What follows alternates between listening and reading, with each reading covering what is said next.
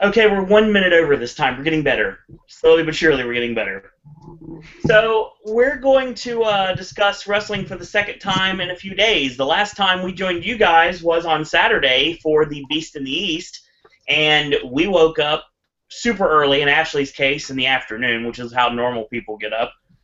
And we discussed the event, and we talked about it for almost 3 hours. That podcast is available on a playlist.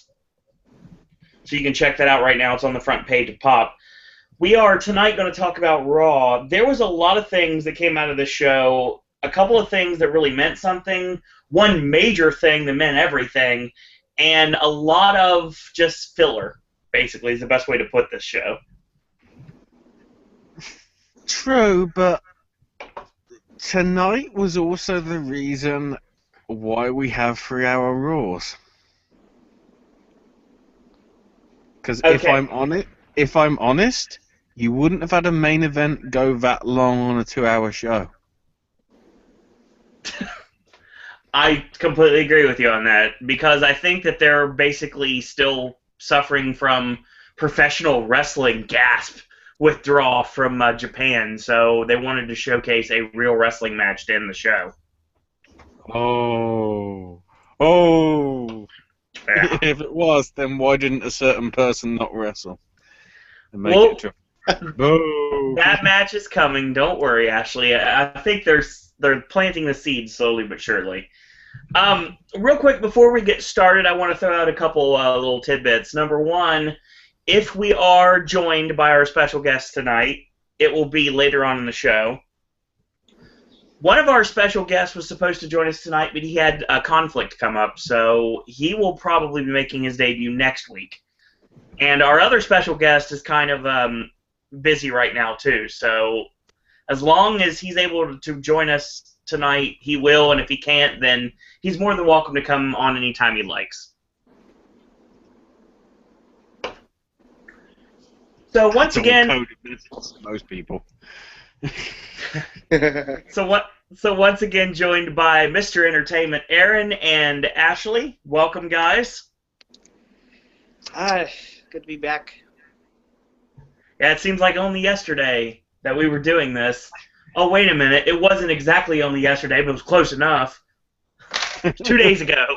Yeah, it doesn't even feel like 2 days ago, because it even feels like 3 days ago, because that was a long weekend. I should say, how was your guys' 4th of July after the podcast for the rest? Ashley, you want to go? Well, considering I'm not American... How was your weekend, Ashley? Yes. Sort of, well, I was getting drunk and debauchery, and all I can remember is that Larry Horse is my father. And hashtag Lonely Virgil. I can't think why. I was getting flashbacks. And again, somebody did throw a car door at me.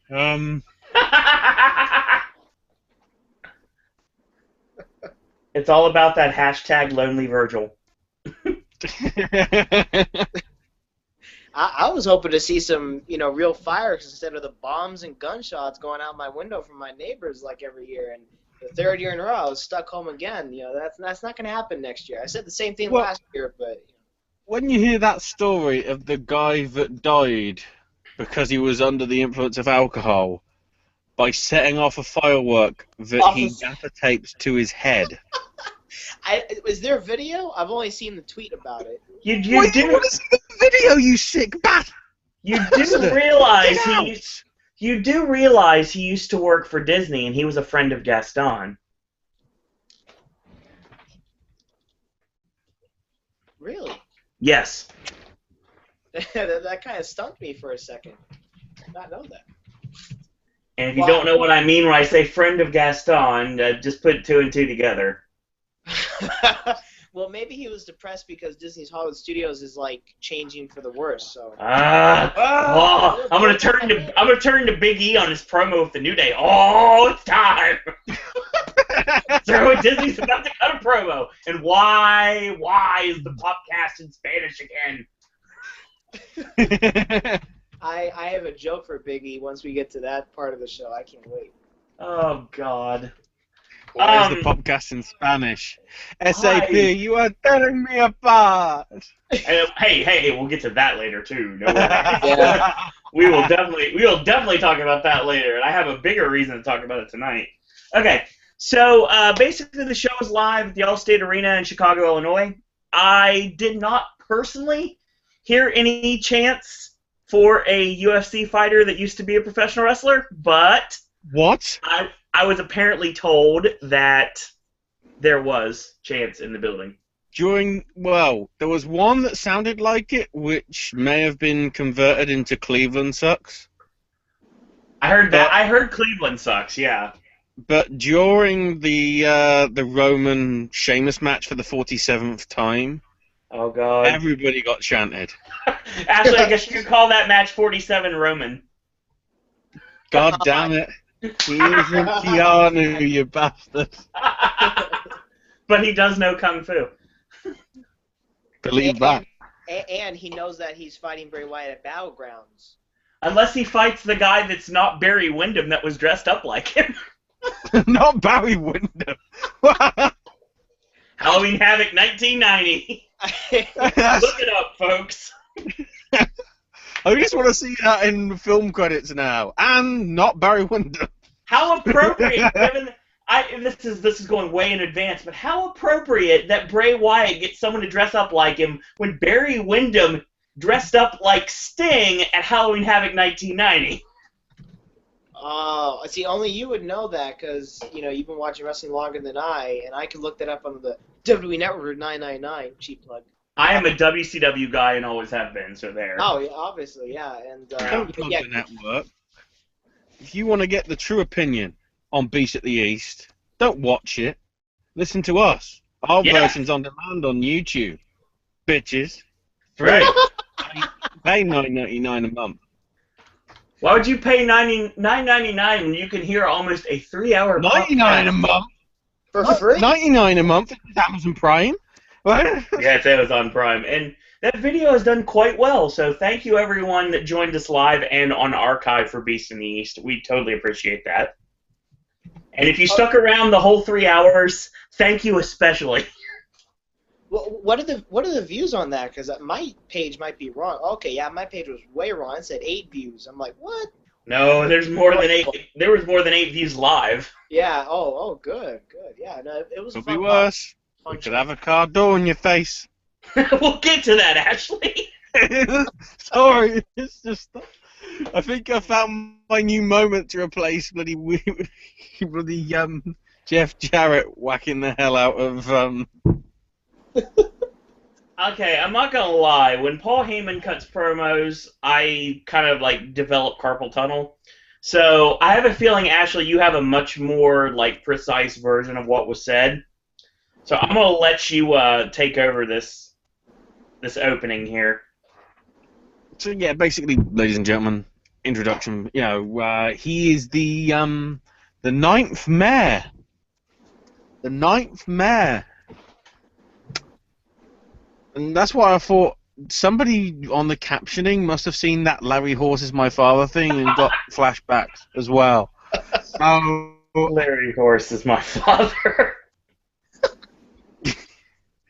So that sign never got shown up. I think the WWE police went round and said, "Look, you can't put over Larry stop Horse." saying that.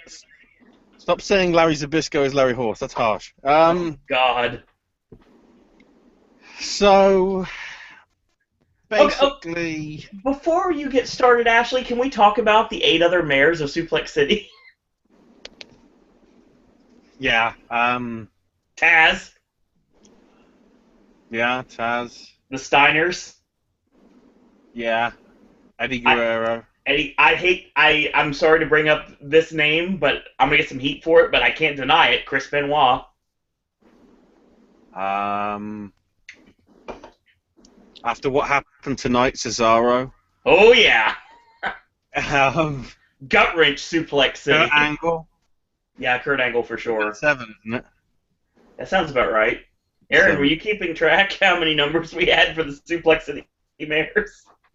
No, I was just, just blown away and just in another dimension when Paul Heyman's talking because he had such control over No, that we didn't mean crowd. during the segment. We meant when we were just talking about the mayors of Suplex City.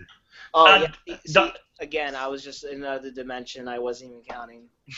Dr. Death. That's 8. I definitely know Dr. Death is in that list, so yeah, that's 8. That's 8. And the ninth mayor. The ninth mayor got put to stud, and his name is Brock Lesnar. So basically, it's all a case of, there's one thing you don't do, and that's really provoke Brock's attention. And yeah, it's like the Rollins 11th didn't commandment. just do it once. He didn't just do it once by taking the title at Mania. He didn't just do it twice by refusing the rematch the night after Mania, but he did it 3 times with the beatdown that happened 2 weeks ago. Mm-hmm. And but Battleground, Brock will win the title, but the ruthless retribution, or violent retribution, I think is the phrase he used, would start tonight. Yep. Against whoever would get in his way. That pretty much sums it up. Heyman is so good at a promo that it doesn't matter. One of the best bits, though, was the bit when they went, right, let's go through the resume over what's happened, and people that he's, he may not like, but he didn't show disrespect, but he doesn't respect, but didn't show disrespect to them in his actions. So he defeated the Undertaker's streak, booing from the crowd. Yeah, of course. And then, well, wait, you'll cheer this one. He suplexed John Cena. He took Cena to Suplex City and took that title. He practically destroyed Roman Reigns. And then Seth comes in and does his stuff. Yeah, that was a nice little touch because he was just... That was Heyman in his element, mainly because he knew who he was in front of and who they loved for so many years. Yeah, definitely. But to be honest, after what happened later in the night, Brock Lesnar might be the subject of a creepypasta now.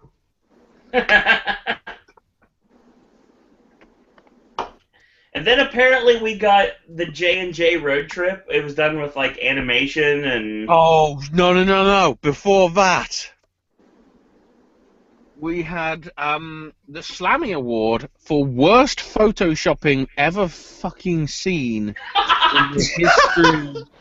in the history of Adobe. Yeah. That was something supposedly on holiday in Hawaii.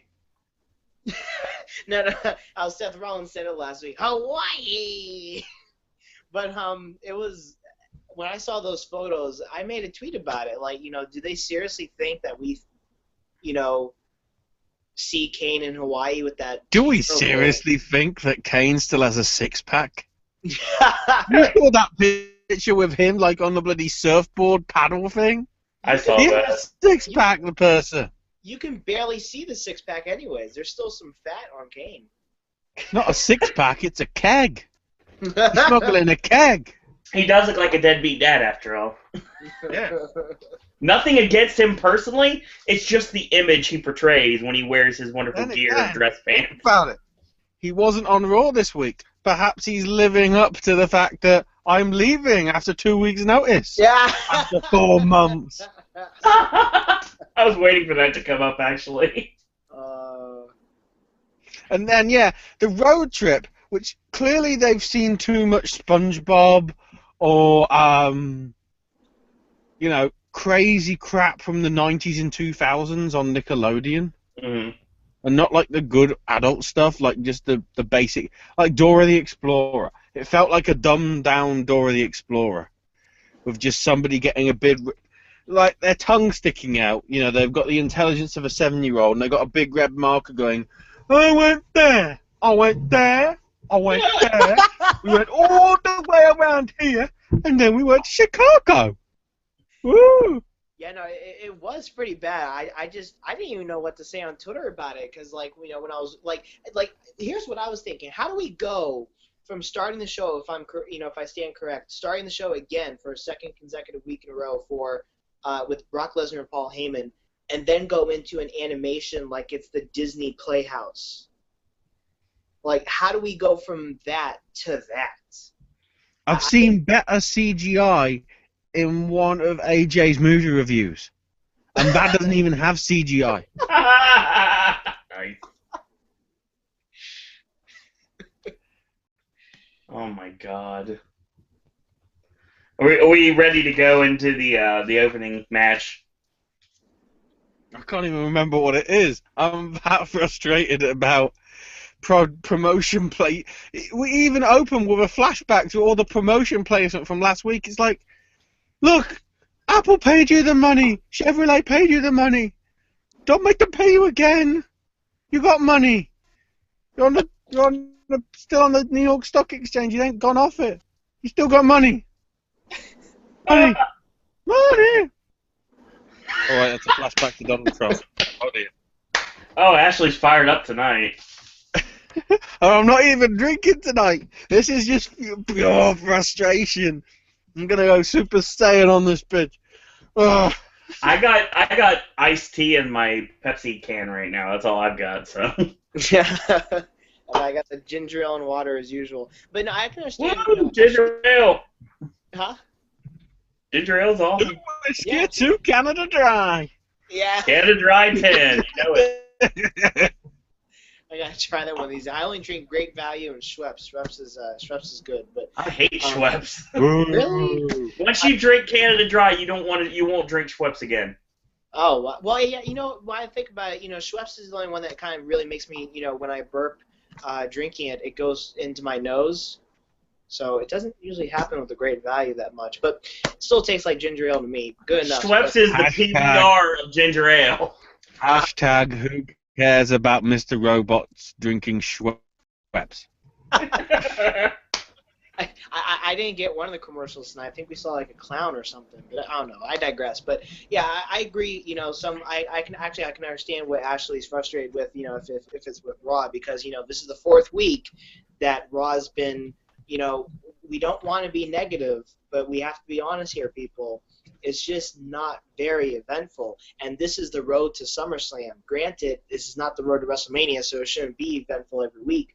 But this is the summer. This should be the strongest part of the year, because you're not going head to head with anything.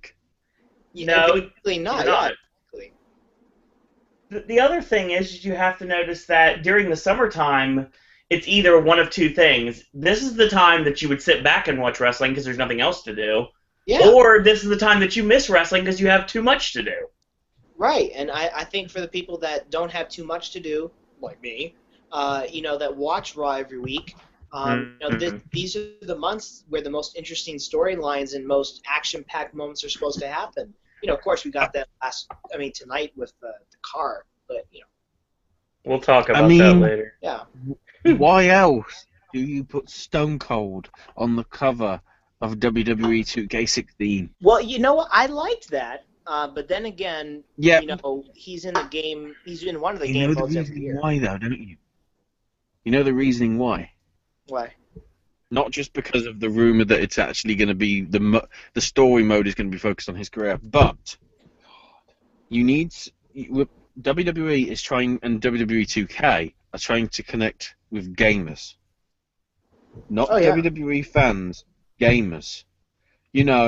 Those Laps fans from 10 years ago that remember the Attitude Era. Yeah, of course. Yeah, no doubt. If you look at the sales figures, I think WWE 2K14 did a lot better than 13 and 15, even though Punk and Cena themselves are big draws. Yeah. It was because people don't know as much about the WWE and don't follow it. Know who Dwayne is. I mean, once I saw the commercial, I thought it was going to be revealed on Raw. So then I saw it on Twitter earlier, and I'm like, oh, okay, I guess it's not going to really be truly revealed on Raw. But I saw the commercial, and I didn't get it at first. I'm like, oh, it's Stone Cold. At least it's not Roman Reigns, because I think fans would flip out over that still. But if it was, I was dreaming of Finn Balor to be on the cover. I know that was. Also, if you think about it. The year makes sense. Yeah. Yeah. Yeah. Well, yeah. It does. I mean, that's exactly what I was gonna say. I got it marketing wise at the end of the commercial when they flashed 2K316. I said, "Oh, that's a great marketing genius move right there. That's really good." It's too bad they couldn't have brought the game out in March 2016. Oh. Yeah, but then it could be going up against some big games. Yeah, but the wrestling games never really don't try to compete with anything else normally. They just go to their niche audience and that's it. Like TNA Impact, I gave that away to one of my best friends. I couldn't play it anymore. It was just awful on the PS2. Controls are weird on that game. Yeah, no, it was really weird, and the graphics. What I don't get is how the graphics looked arcade style in the ring, but the entrances looked fantastic. That's what I still don't get to this day. Maybe it was that. But. I wish there could have been another TNA game so we could have seen some more stuff come out of it. I think it's coming in the next 2 years. Obviously not this year at all. I'd be shocked if it came out this year, but in the next 2 years, granted, I think they want to do one again. But obviously right now, internally, whether we know it or not, rumor-wise or dirt sheet-wise, they're focusing on the TV product, as they should. Oh, yeah. ROH should be focusing on their TV product, too, because their ratings were down. I was just trying to have a quick look to see what it's going up against, because I can't remember. All right, while you're doing that, you want me to go into the first match? Yeah, whatever it was. It was Big Show and Ryback. Miz was on the microphone during the match. Well, it sounded like a goose, but that's how I felt. Well, before we go into the match, can I just say, as talented as Miz is on the mic, and I enjoy him on Tough Talk more than his own character on television, because it just seems like he lets loose on Tough Talk. But talking on the microphone during a wrestling match, you don't see that anywhere else but the WWE. In indie wrestling, you do. Indie wrestling, yeah. I mean, the ones that are not on television, yeah. But, to me, it just provided extra commentary in addition to three guys. So that was kind of annoying, truthfully. It's going up against some little-known game called Halo 5. Oh, God.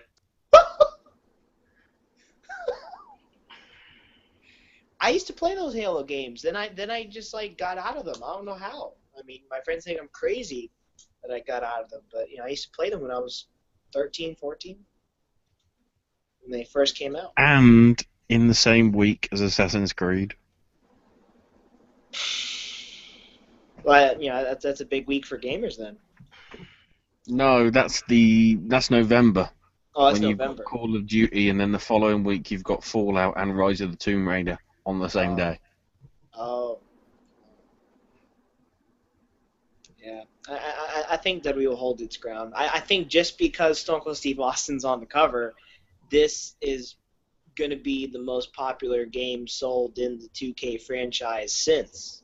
Oh, my God. Well, just because Stone Cold's on the cover. Hang on, is it going up against that as well? It's also going up against Just Dance 2016. Oh, no! You know what I really want to see out of a Stone Cold career mode in 2K16? Mikey Whipwreck? You know. Oh, I want to see Austin with hair. I want to see Stunning Steve from World Class. I want to see WCW. I want to see the Dangerous Alliance. I want to see the Hollywood Blondes. I want to see the Ringmaster. I want to see Stone Cold against Jake the Snake Roberts at King of the Ring, which started Austin 316 in the first place. And then I want to progress to the stuff that everybody else knows. I don't know, but this is random. I would like to see one of those cut scenes where him and Brian Pillman went at it in the home. Oh my God, yes. I think that'd be great in a video game. I don't know if you can do that in game, but that needs to be a part of what they show. Pillman 9/11, yes. Yeah. So. That was one of the best moments of the Attitude Era that I can recall. Because don't forget how big of a Pillman fan I am. This was one of the most awesome things to me when they did that. I wasn't even watching it back then. And me and my parents were watching several Too Hot for TV Jerry Springer episodes last night, and they couldn't believe that they actually did that back in the '90s, and they were just shocked. And I told them, I said, well, they had to apologize to the network because they really can't do that, even though if it was a fake gun or not. It was awesome. It was just it was awesome because it was so edgy back then. So. By the way, you notice how we're not talking about Raw because the other stuff's more interesting. I'm trying to, but we're not there yet, I guess.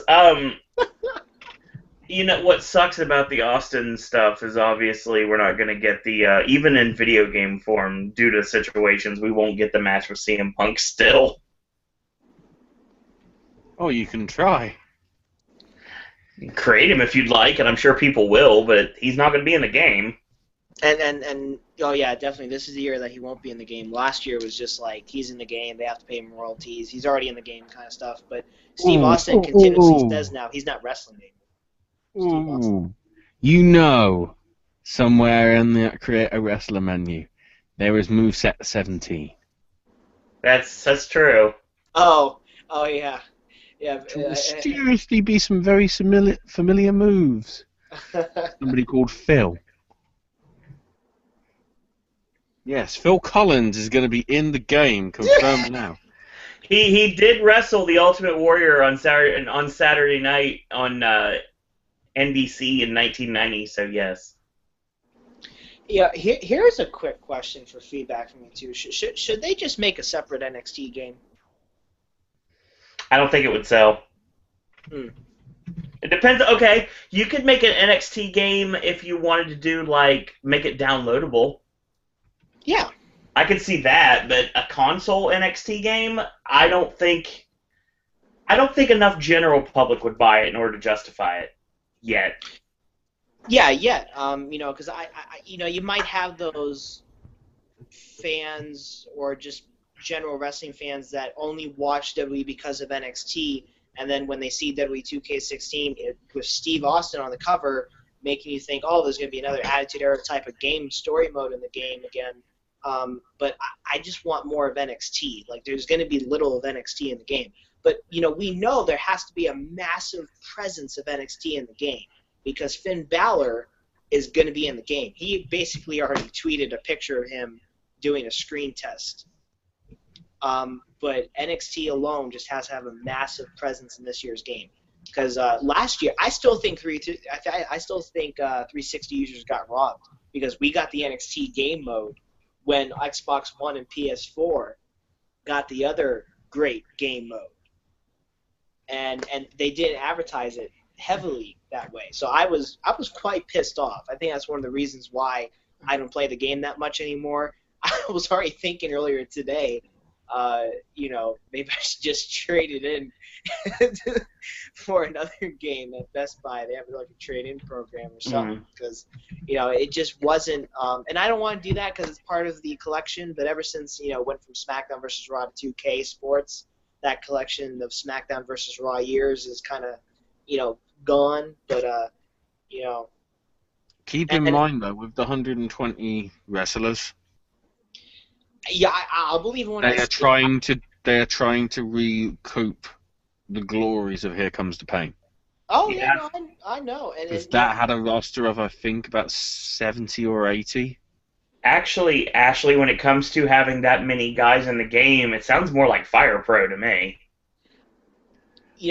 As yeah, but should. I'm trying to compare to the THQ company. I gotcha.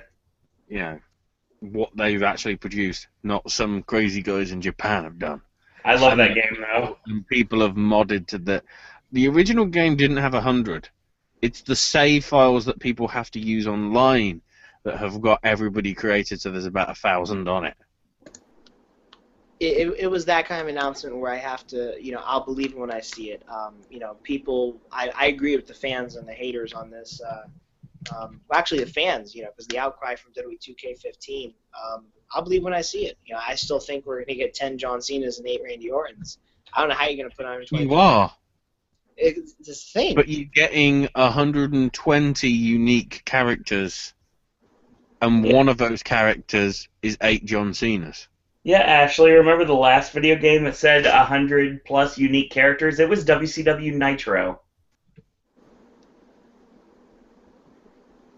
So, when they say 120 unique characters, does that mean 120 separate people? Or is the 8 John Cena's part of... Okay. They're all John Cena and they're all different t-shirts. Oh, my God. They've stressed it's 128 people. If one of those John Cena is not the prototype, I'm going to be mad. Regardless of attires. Oh, yeah, no, it's actually funny looking at WWE Games on Twitter. They're just like, we can't stress it enough. It's going to be 120 people, and fans are like, no, it's not. It's the funniest thing. To be honest, after the screw-up of last year, they really have to do 120. That's what I'm saying, exactly.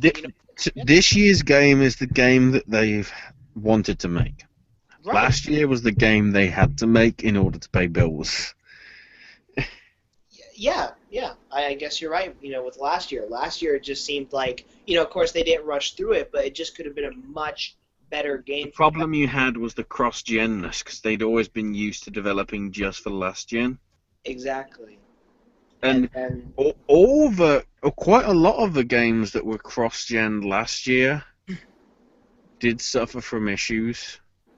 Yeah, it did. Especially on the 2K front, there was some people put more effort into the current gen, some more put into the next gen as it was then. I remember accurately, that game went on clearance last year pretty fast too. It's like 2-3 months after. To some extent. Yeah. The thing is, obviously they're going to do some sort of pre-order. Well, the interesting thing is they haven't announced anything to do with pre-order DLC this year. No, not yet. And to be honest, they would have done it today. Last year they did it for Warrior. Oh no, for Sting, sorry. And immediately it was pre-order to get Sting. Yeah. Year before it was immediately pre-order to get Warrior. I think this year they've realised, through various other things, pre-order stuff is going to be a negative effect.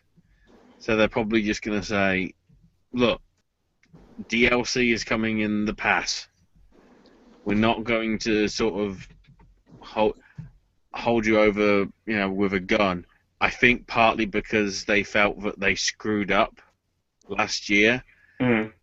And they know that some people aren't going to take... They want to have an appealing game that gets good reviews from the press because they know not as many people are going to pre-order this year because they got burned. It's like the Assassin's Creed Unity debacle from last year. Not that many people... They're trying to put as many different pre-order versions out there to try and make good, but people aren't really selling out on them because they got burned last year. And for WWE, it was really a case of that was a game that probably shouldn't have existed, but as I previously said, it had to because of contracts. Right. So this is the first year where they're definitively in motion. This is the first game that's come out that is definitively a 2K game. Because obviously 2K14 was all but done under the THQ logo, but then released under 2K. 2K15 was sort of... They must have started development when they were 2HQ in the early process of. Because you can tell the game engine for the last gen was the same engine, and they transferred that engine over. That makes sense. I think this one is somewhat of a new engine, but they haven't gone into details yet, so we won't know until they officially reveal it. They could announce something to do with it at Gamescom, which is early August, because Germany does like its wrestling games. They also like Cesaro, because he normally gets sent out on the press junket, because he's fluent in most European languages, so most of the European press that can go can just talk to him. So I'm secret after what happened tonight. I hope he's on that show. I can pretty much guarantee that. But I didn't play 2K15, yeah. so I don't know anything about that game. It's not a bad. If you got it now, it's not a bad game. Mm. If you bought it at launch, you did get burned for quite a bit. I will be honest on that. 2K14 was a fun game. I really enjoyed it. It was my first PS3 game.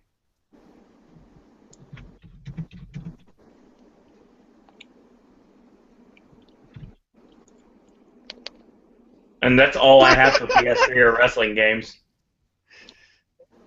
What's going on? Should we get back to Raw? Oh, God.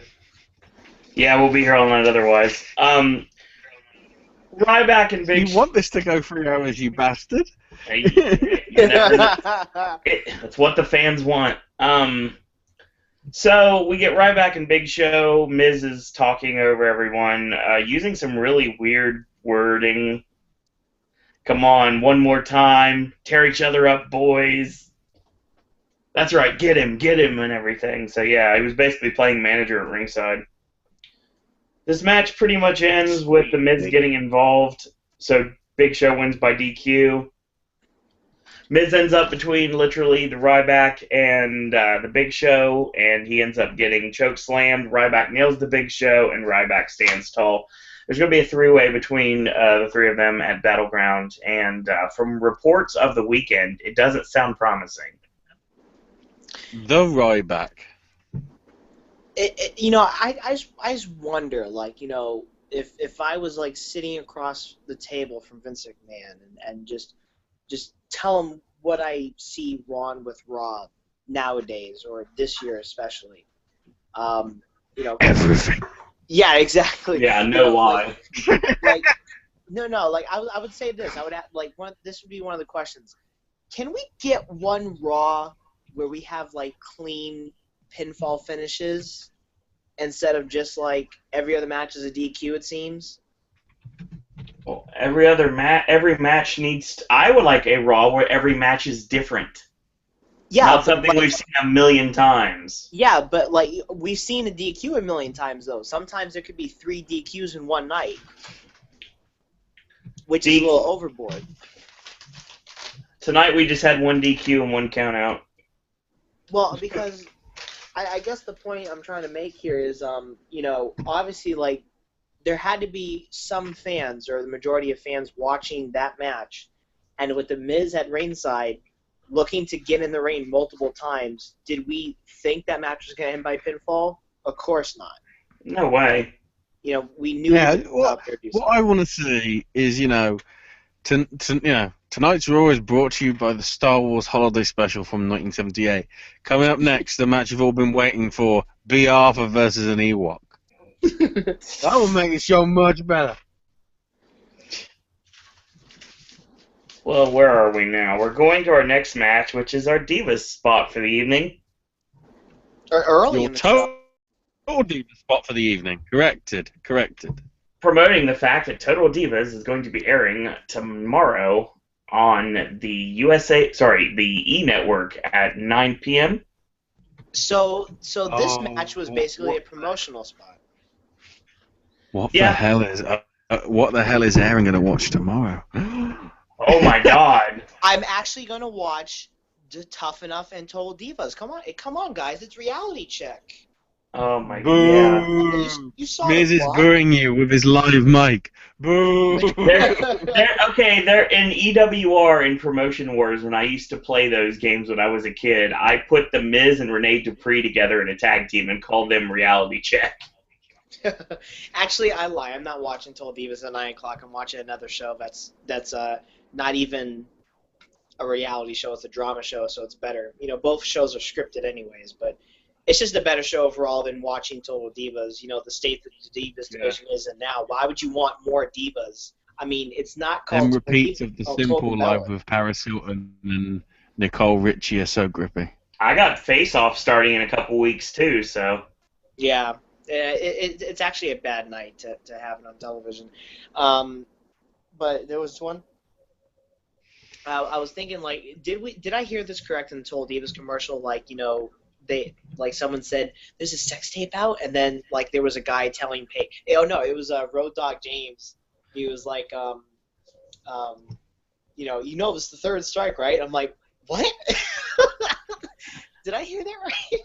I didn't. Okay, I had it on mute, so I could not hear anything. But I was watching this, and I was wondering what she was talking to Brian James about. Yeah. It was like, you know, last season she wanted to get bigger boobs. This season she has a sex tape out. What? I don't know. We'll have to find out this season. But Michael Cole said it's the most controversial season ever. Yeah. I'm pretty sure Eva Marie's still going to be a bimbo, but hopefully I think this season we see her training with Brian Kendrick. So that's going to be this season's actually perfectly timing with her coming back to the NXT roster, and I like how they're actually playing it into a storyline because it's actually real life. People don't like her, yet they're playing into a storyline where William Regal, probably not even as a character on screen, he honestly thinks she can't wrestle. So you needed to prove to me before you can start. I'm telling you right now, her together with Emma and Dana Brooke would be a great bad girl stable for NXT. I think that would be good for her, but at some point, I don't think right away though. I think she needs to be on her own for very, very little bit, and if that doesn't work, maybe or not, that's the last straw. But I think the last straw, or if they just want to throw in the mix of Dana Brooke and Emma, that would help her. But obviously we all know this is the last straw for Eva Marie. Because everything they've given her, she can't do. No, I'm sorry, that was JoJo. But now JoJo can do Raven. It's fine. And then you blow it off by doing those three against three of the four horsewomen of NXT, because Bayley, of course, is hurt right now with the Sasha, Charlotte, and Becky Lynch. Yeah, and Becky Lynch is hurt too. That'd be a great match for a takeover. It'd be a great match for Brooklyn's takeover the night before SummerSlam. I still can't believe it's going to be the night before SummerSlam. That's like having, in some years, I don't know if like in years past, like the Hall of Fame's always before WrestleMania, and the Hall of Fame was actually better than that year's WrestleMania. It's like NXT TakeOver is going to be better than SummerSlam. That's 2 live podcasts in 2 days. Oh my God, that's 3 live podcasts in 3 days, because we've got NXT, we've got SummerSlam, and we've got Raw. We have to come up with a term and how to promote that. We got to promote like that weeks in advance, like 1-2 knockout punch. I don't know. Your podcast triple threat. There you go. That's your pop weekend. That's your pop weekend. Pop weekend, yeah. I was just gonna say triple threat. That's great. But yeah, we can't really say summer of pop because summer isn't going to last 3 days. Yeah. Spend your SummerSlam weekend with Pop. The power of positivity. No. Get off the call now, Aaron. Bye, Felicia. Speaking of that, let's go into Brie Bella against Paige. Yeah, this match needed to happen. Again. Basically what this is right now, and this is easily said without going any further into it, this is building Paige up to have no friends, so the fact that she's going to bring in some superstars from NXT in order to get the job done against the evil Bellas and Alicia Fox. And then all the others go, oh shit, we're done for. Which is hilarious, because if they do bring Sasha Banks into this, she's definitely a heel, and they're going to have to tweak that a bit if they want this to work. And no, they don't. Remember the Bellas are faces. They are not faces. No, the Bellas are not faces at all. You saw that in Japan. They're faces. I saw Tamina slap someone heel. No, Paige is definitely not. No one is the face here. There is no one that has any redeeming quality. Bella's are faces. No. Heel, and Tamina shouldn't be wrestling anymore. One of those things is not the other. I agree with almost everything you said, with the exception of the fact that there is no baby faces in the Divas division of the WWE, without a doubt. Well, there's Natalya, Paige. Well, I would say Paige too. The problem is the WWE doesn't agree with us, apparently. Eden's a face, I think. Eden's definitely a face, I agree, but she's not wrestling. Renee Young's a face. Devin wrestles. She wrestles in the NXT house shows. Well, I gotta say this. What was that god-awful entrance music for Brie? It wasn't the Brie mode theme? That's what the Brie mode song sounds like after 45 seconds. That's the bit you don't hear because they normally cut it off after 45 seconds. No, it was totally new theme music. There wasn't no, Brie mode. It was like... Yeah, because they already played it. Oh. They already played it, remember, because it was back from break, so they played it for the live crowd. Oh my! This is what happens after 45 seconds of the song. It goes into something we've never... It's like Dolph Ziggler's music has different parts to it that we never hear. Oh, okay. See, I thought it was totally new. I'd never... Yeah, normally, before the 45 seconds hits, the person backstage gets hit with a car door, and you never hear the rest of it. We'll get to that, Ashley. You're getting ahead of yourself already. Yeah, I'm going to keep bringing that up. That's the moment of the night. Brought to you by Kentucky Fried Chicken, because apparently it was National Fried Chicken Day. I wonder who made that up. Was it you? I did not have. I had chicken today, so I mean I feel better about myself. I wish I would have had KFC today. I had it the other day though. I love KFC. Or boneless. I actually like the chicken strips. That could be either. I don't fight with bone-in food. I don't. Boo. Owen is lazy when he eats. Okay. So, basically, this match is... Yeah, it's a match. Nikki gets knocked off the apron. Nikki's on the apron. She's wearing a skirt, which is weird. You don't see Nikki Bella wearing a skirt very often. Ooh. Brie tossed into Nikki, knocks her off the ring apron. And then Brie ends up hitting the Bella Factor, the sit-out face buster, or the X Factor, depending on what you want to call it. It gets the 3 count. After the match is over, the Bellas and Alicia Fox attack, and Alicia Fox breaks out her, oh my god, she's going to kill someone axe kick. And thankfully does not do that. And then the Rack attack, which I still hate that name. And that's the end of that. So yay, Bella stands strong over everyone. Paige has no friends.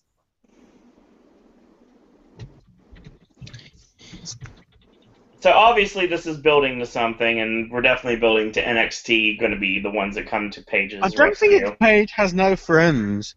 It's Paige has no friends, because everybody else is getting bloody injured. Yeah, I could see that too. Why else is Naomi nowhere to be seen?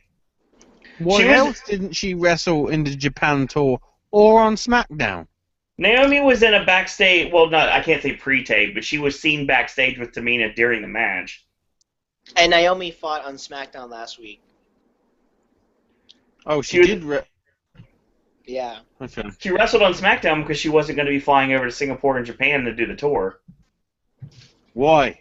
Didn't they want people with talent going over?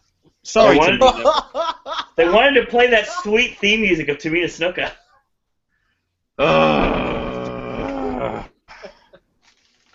Alright, let's go to next match, which we've also seen a bit, which is Sheamus and Roman Reigns. Okay, basically, it was just like a hard-hitting match, like normal. Nothing really major to come out of it. Sheamus goes for the battering ram off the top. He gets caught with a Superman. He sets up for the spear after, of course, he cocks his fist, because that's what he does. The lights go out. We get a wide interruption. The Fireflies spring about in the crowd, and Bray walks to the ring with a lantern. He's holding a lantern, okay? This is something that could I know, I understand you have to suspend disbelief here, but roll with me for a second. This lantern, if dropped, could potentially cause a fire. And Roman Reigns' bright idea is to go in and punch the guy in the face and drop the lantern.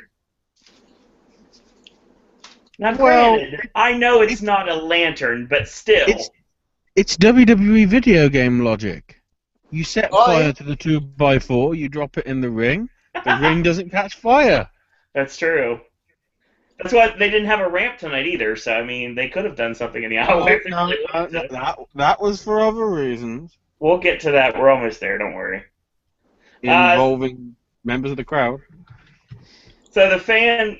Now you got me almost saying it. So Bray gets hit by the Superman punch, and he's laid out. The next thing you know, Roman rips off Bray's... Try to pick him up, and it rips off his wig. So, like I said, I find it very funny that Bray Wyatt did the Barry Windham thing at Raw tonight. I thought that was really well done. And Bray shows up in the fog, gives me a Horror Nights flashback. Not too much longer. 71 days, Aaron.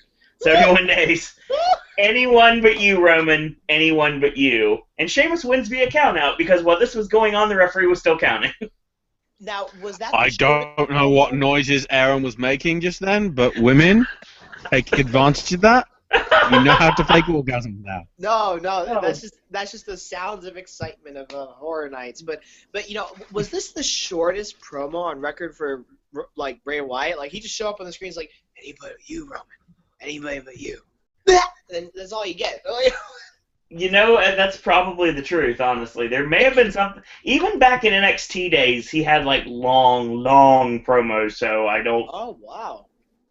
It's true. If you look at the Wyatt family promos in NXT, they were long, so... Are those on the network? Do those go back to, like, whatever year that happened in? No, those go back to when it was being shown on Sunshine Network. Oh, that's BS. Yeah. No, it's BH, Bright House. So... I like that. What is that sound? Ashley has become Mr. Robot. What is that sound? It's just...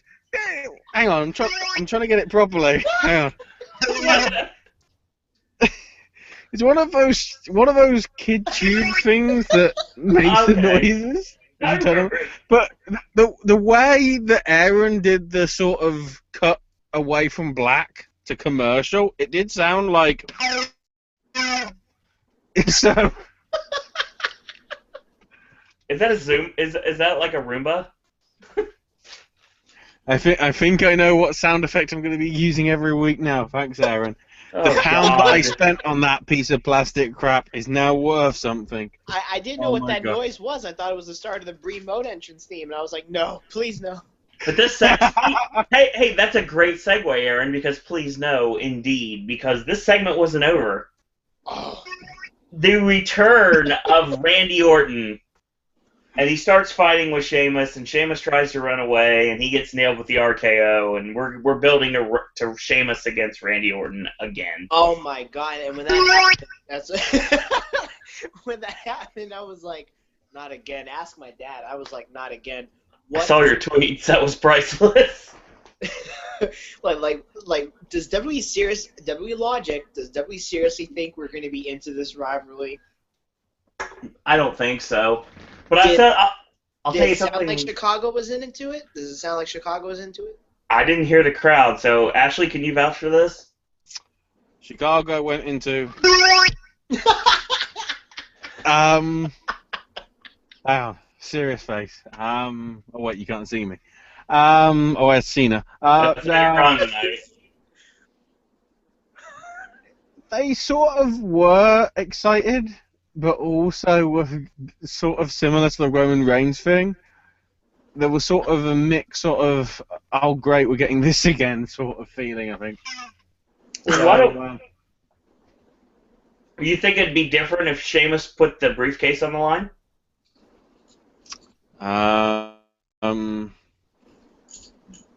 Probably not, to be quite honest. It would add something new to it that hasn't had before. Put on the line, but apparently they never think of that idea because they're just.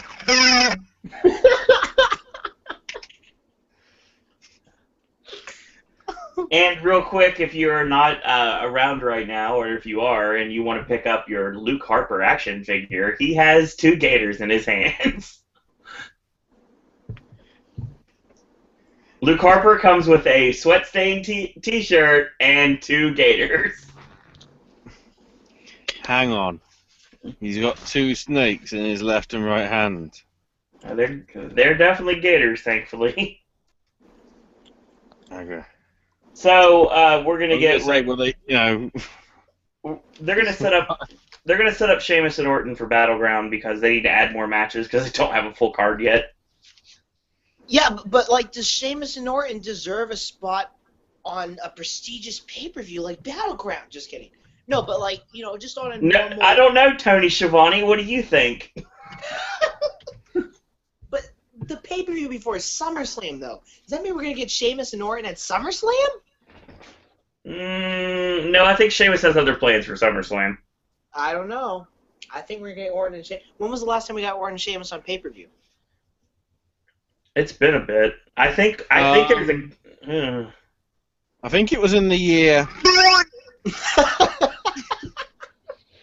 I think we're going to get Brock Lesnar and Sheamus at Night of Champions. Sheamus versus Brock Lesnar. At Night of Champions. That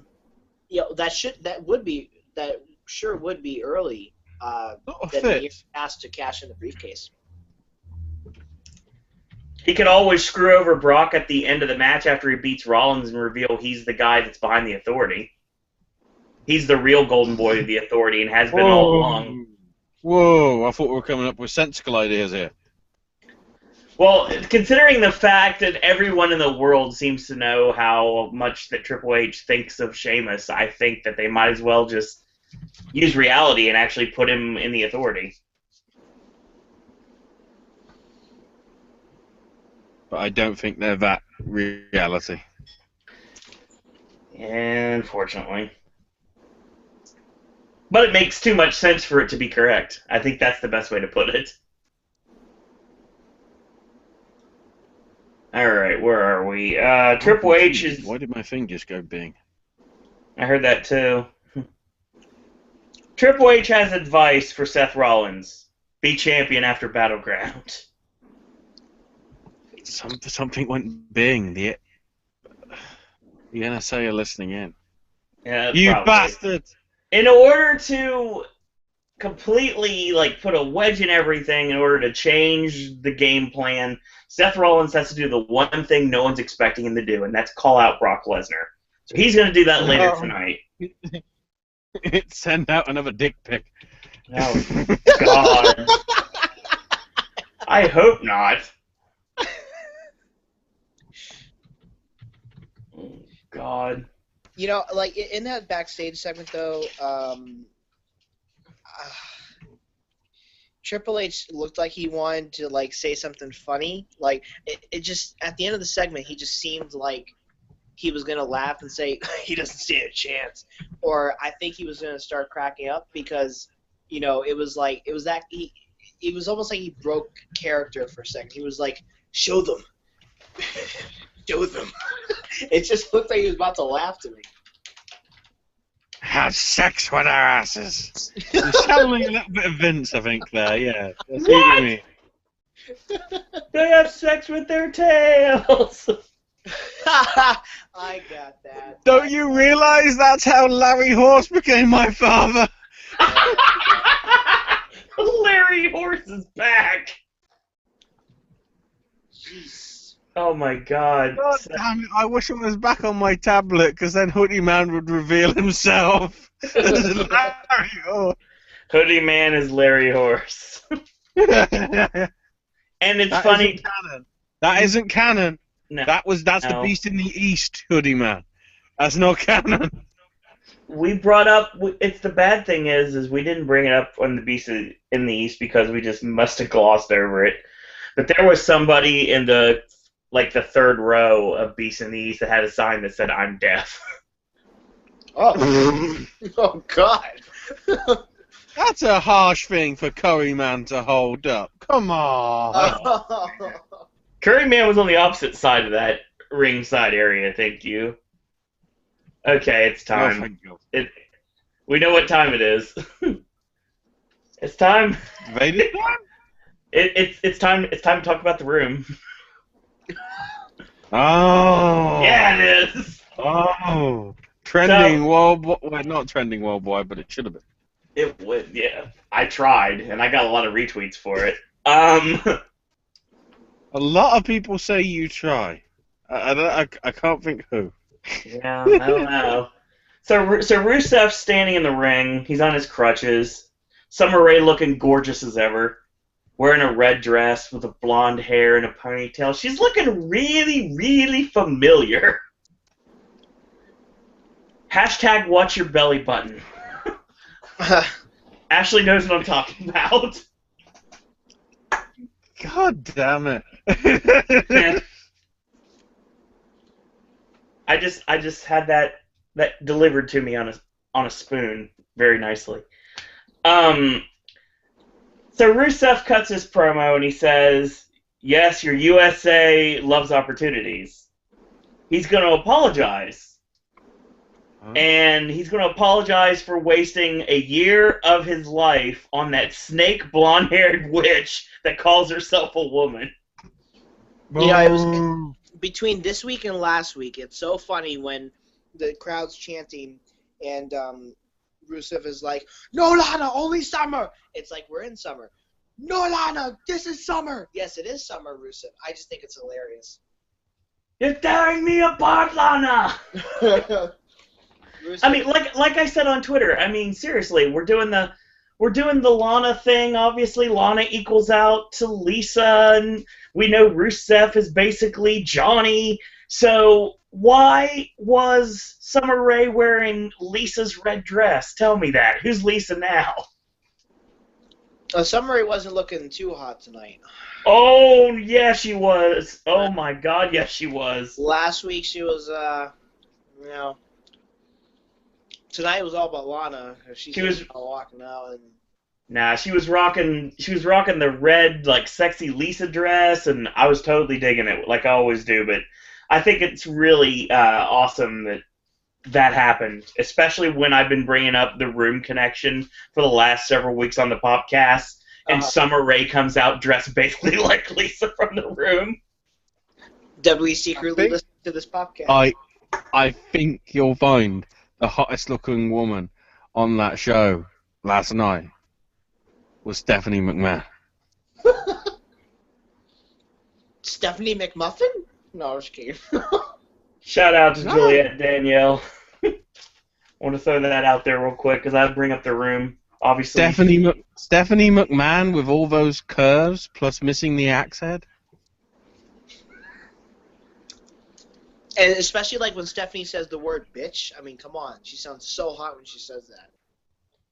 She says it with such authority. Oh my God! Let's continue this before this continues. I put Candice LeRae. Oh yeah, I put myself as low as him. Basically, he says that Dolph's not smart, he's not aggressive, and he's not good-looking or passionate. Are you trying to say that Dolph is stupid? Like my Ryback autocorrect on my iPhone 6. Yes, agreed. That's what I call it. It's the Ryback autocorrect. So, don't waste precious words, hot summer. Well, yeah. And he kisses her hand. Dolph and Lana come out. And Dolph basically says Lana is the reason that you got any opportunity you've ever had. Well, you know, if it's true, then there it is. You lost the... If the shoe fits, use it as a phone. You lost the best thing that ever happened to you. Brother, it's gone, and I found her. So they make out. So Rusev limps away. Summer and Lana stare each other down, and they take off their pumps like they're getting ready to fight. Rusev stands in the middle, and then Dolph gets nailed out of nowhere from behind with a crutch. And Rusev starts breaking it over his back, and he hits the leaping kick, and he starts pounding away on his chest like he's King Kong. Now, before, I'm sorry to interrupt you, but I just got to ask a question, because WWE Universe tweeted out, and it was pretty funny. I got the reference. It took me a second. But, like, you know, to Summer Rae and Lana, who throws a shoe? Honestly, what those are shoes?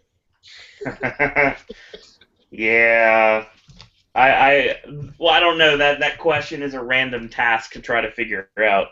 Yeah, I mean, when Lana took off the shoes, she was like holding on to them, like, oh my gosh, she gonna like beat her with it? Because Wasn't there some like Ukrainian prime minister that had a shoe thrown at him? You are talking to the wrong person, sir. It was some politician somewhere that just did like you can't call it bullet time. It was more like shoe time, and he just dodged the shoes. Oh, that was George W. Bush. Probably, yeah. Totally lost on that one. So I don't watch politics unless they're in a movie. So when they're throwing shoes at them, that's the most interesting bit. So Rusev takes off his shirt for some reason. Don't know why. He takes off his cast very slowly, and Summer ends up tossing Lana to the floor, and the internet explodes, obviously. He's better. Yeah, she tossed her off. Oh, Brie. yes. When that happened, I told my dad, I said, "Oh, there's her panties again." She needs to like wear something longer. Because this is not PG. There's those panties again. Wow. I mean, tonight it was like in clear view. It was in clear view. It was like a full moon in Chicago. Like it was. Oh my God, where have we degenerated into? I know it's almost 1 a.m., but seriously. I wasn't expecting that, Or maybe the second game was like, applauding backstage. Yeah. Okay, so basically this segment ends with Rusev grabbing what's left of his broken crutch, the other one, and not to be confused with hashtag the other one, and he drives Dolph's throat into the top of the crutch, and then he starts beating him with the crutch, and Dolph ends up getting stretchered out, and we see him get taken to the hospital. So I have a feeling this is going to write both Dolph and Rusev off television. There goes Ziggler's weak career. I would say, like, Ashley was talking about it off camera, and I think it's probably true, that this is going to be able to sort Dolph's contract out. Yeah. And I think that they do the mixed tag match at SummerSlam. Well, it has the potential to be a fun match. So yeah, definitely. Hopefully they work that contract out. But then again, if I was Ziggler, like Ashley said 2 weeks ago and last week, wouldn't complain if you're doing a storyline with Lana. You get to make out with her every week. But I said Dolph Ziggler is not my friend. He is made out with AJ. He's made out with Lana. And he got to be with Amy Schumer. I hate you, Dolph Ziggler. You are the luckiest man alive. And he got to be with Vicky Guerrero. Just kidding. Oh yeah, I always completely I forget about that one. That's a lucky duck thing too. Oh. Yeah, but when Aaron saw those the cat fight in the ring, you know what happened to him? I knew that was coming. And I'm sure anybody listening right now, live or on archive, knew exactly where that was headed. Anybody that likes Paige, or any of the divas, probably gets that sound in their pants. Hashtag Lonely Virgil. That's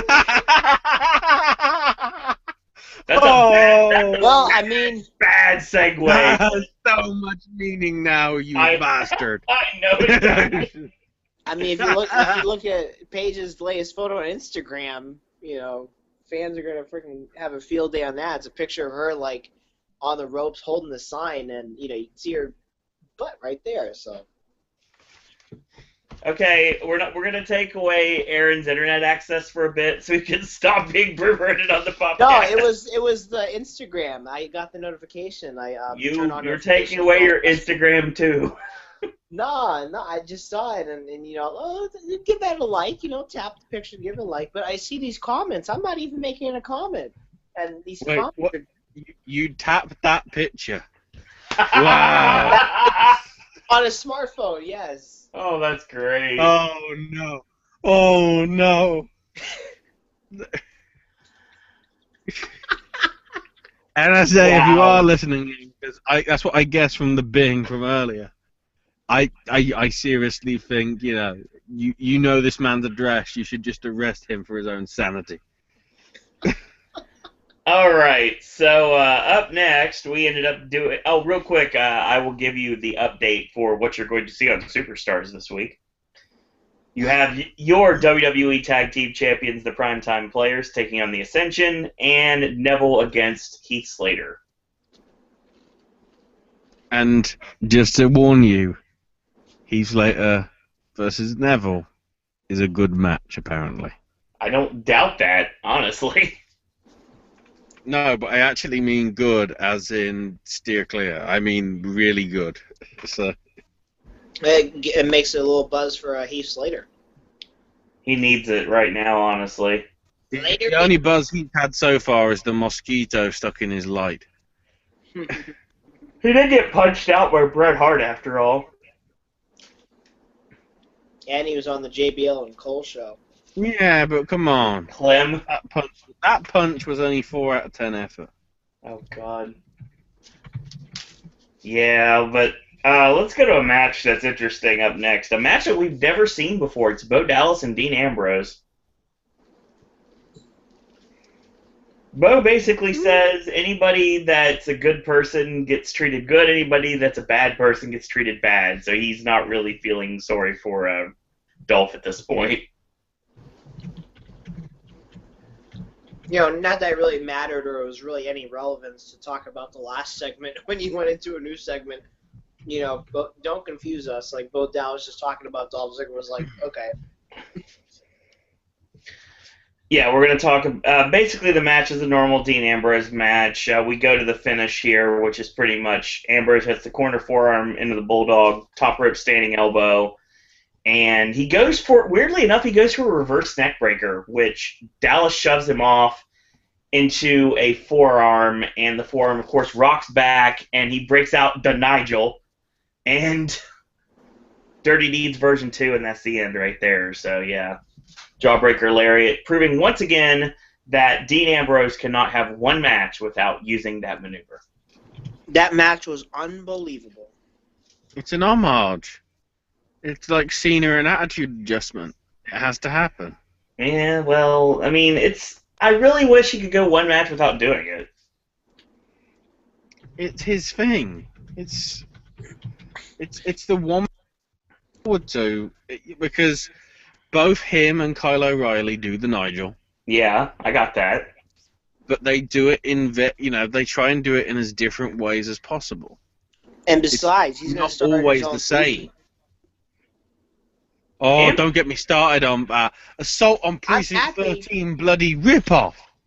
I'm happy about that. I mean, I may not agree with another sequel to 12 Rounds. I didn't see the sequel, but hey, Dean Ambrose in a movie, I buy it. Mox is a cop. Is it? I still haven't found out. Is it nationwide or selected theaters release? You know how WWE films are. This is a straight-to-video movie in every way possible. Limited theaters. And on demand. 9/11. God. Yeah, I noticed the day after my birthday. Wait a minute. So yeah, no, that's a Friday. Yeah. It's coming out in cinemas. Yeah. That makes sense. Don't think it's going to be coming out in very many of them. Yeah, over here, people are just going to have to get it when it comes out on demand.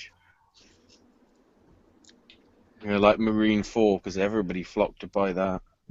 Oh my God! I kind of want to know the sales of how the Marine 4 did, because I already hate The Miz. So how do people even? I don't know how people would even like him or withstand him in a movie. But also, how many Marines do you have to make? I'm going to do a quick on-the-spot interview here with somebody that actually bought one of the 4 sods that bought a copy of Marine 4. Sir, what did you think of it? And, what about Mrs. performance in it? Oh, okay. Well, thank you for your time. God. You know how awesome this is? We actually have a soundboard. We're like AfterBuzz TV. We have our own soundboard now. Yeah, but isn't this in the soundboard? This is practical effects. It's Right. not pressing the button. I know, but it's like it's still cool though, you know. Adds fun to the conversation, the wackiness. It's supposed to. Hang on, there is a sound effects board that we can put on this Hangout. God damn it! I need my new computer so I can actually do some crazy stuff like that. That's cool. You let me know when that's going to happen, and I'll be preparing for it. And we go into King. And we go into King Barrett versus R-Truth in the feud that never ends. I'll say right now, I really hope this is the end of this, and Barrett will move on and actually do something with him, because if they're going to give him the King of the Ring, I hope that they're actually going to commit to doing something with Barrett. But I know it. I know it's wishful thinking. Yeah. And once again, as always, once you change the color of your elbow pad, your forearm is stronger. People just like red. And well, it's like the red card, like in soccer. That's how you know bad things are about to happen. Yeah, but to be quite honest, you can also get that, or you can avoid getting that and give the other person a red card by putting a finger up their butt. Oh, God. And then if you do that, a week later, somehow you win the competition. Not that I'm, a bit bitter by that, but, trying to finger rape somebody in the long term gets you a trophy that you haven't won in 22 years. So, life lesson. Yes, me totally lost right now. Yeah, me too. When we get to the sports talk, regardless of what it is, here's the point. There it goes. Watch it fly I was away. going to make a Bill Cosby joke, but it's trending on Twitter, so legally I can't. Oh, God.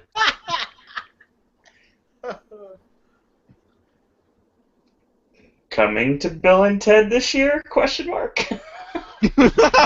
What?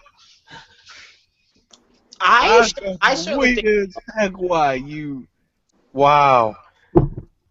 That's why I said question mark, because I don't know. Yeah, it's not a touchy subject. I mean, it's no holds barred when it comes to that show. That's the best part of that show. I think there'll be a Bill Cosby reference. If there's a Bill Cosby character, then that's stepping it over the line, depending on how they, what they do with it. But that's for another time, another place. Maybe a throwaway joke. We'll see. We'll talk about that later. Yeah. So the show basically the match ends with the bullhammer is ducked, roll up for a near fall, and he charges in a boot from Truth. He goes to the middle rope. He dives off. He eats the bullhammer, and that's the end of that. So that's less said about that, the better. Seth Rollins comes out with an axe handle for whatever reason. He calls for J&J. They drive the Cadillac in. And apparently somehow in the week that they've had the Cadillac, they have this redneck camo pinstripe on the bottom of it. Looks horrible, by the way. J&J pull axe handles out from the trunk, and all three of them walk to the ring like they're the baddest men on the planet. Rollins says, I conquered the Conqueror, and I will set fire to Suplex City. At Battleground, I'm going to burn it to the ground. He makes a cardinal error when he calls Brock Lesnar Paul Heyman's bitch. Oh, wait. I got the reference to Burn It to the Ground. It's the old theme to Monday Night Raw that Nickelback did. Oh, God. I wish we could burn that. I wish I could burn that Kroger to the ground. Anyway. Whoa. Jerry Lynn. Anyway. He can't have 4-star classics with Rob Van Dam. Why does he look like that? Hang on, what was that? What did you say again, Owen? I said Chad Kroger can't have 4-star classics with Rob Van Dam, so why does he look like Jerry Lynn? No, the bit in between your impression of Chad Kroger. Jerry Lynn!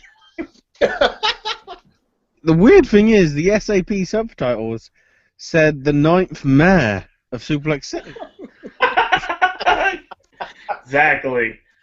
So basically, this goes a little bit further. Brock and Heyman come out. They have their axe handles ready to fight, and Brock's like, I'm not that dumb. I'm not gonna go after them. They have weapons. So Brock decides to get a box from Paul Heyman, and inside the box you have axes.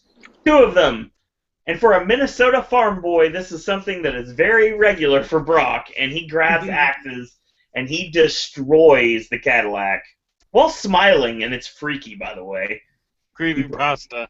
Mega creepypasta with that face. Now. Oh my god, he breaks windows, and I thought you were going to say he breaks wind. That's why he was smiling. he breaks windows, he's chopping fiberglass, he breaks the back door off, he slams it on the ground. This is a good advert for Chevrolet, isn't it? Buy this car, it's 50 grand. Somebody can smash it up in 40 seconds. Well, it's funny you mention that because they're using a Cadillac to destroy a Mercury, so I think that's a little bit more ironic than anything else. Oh, wow, I got it.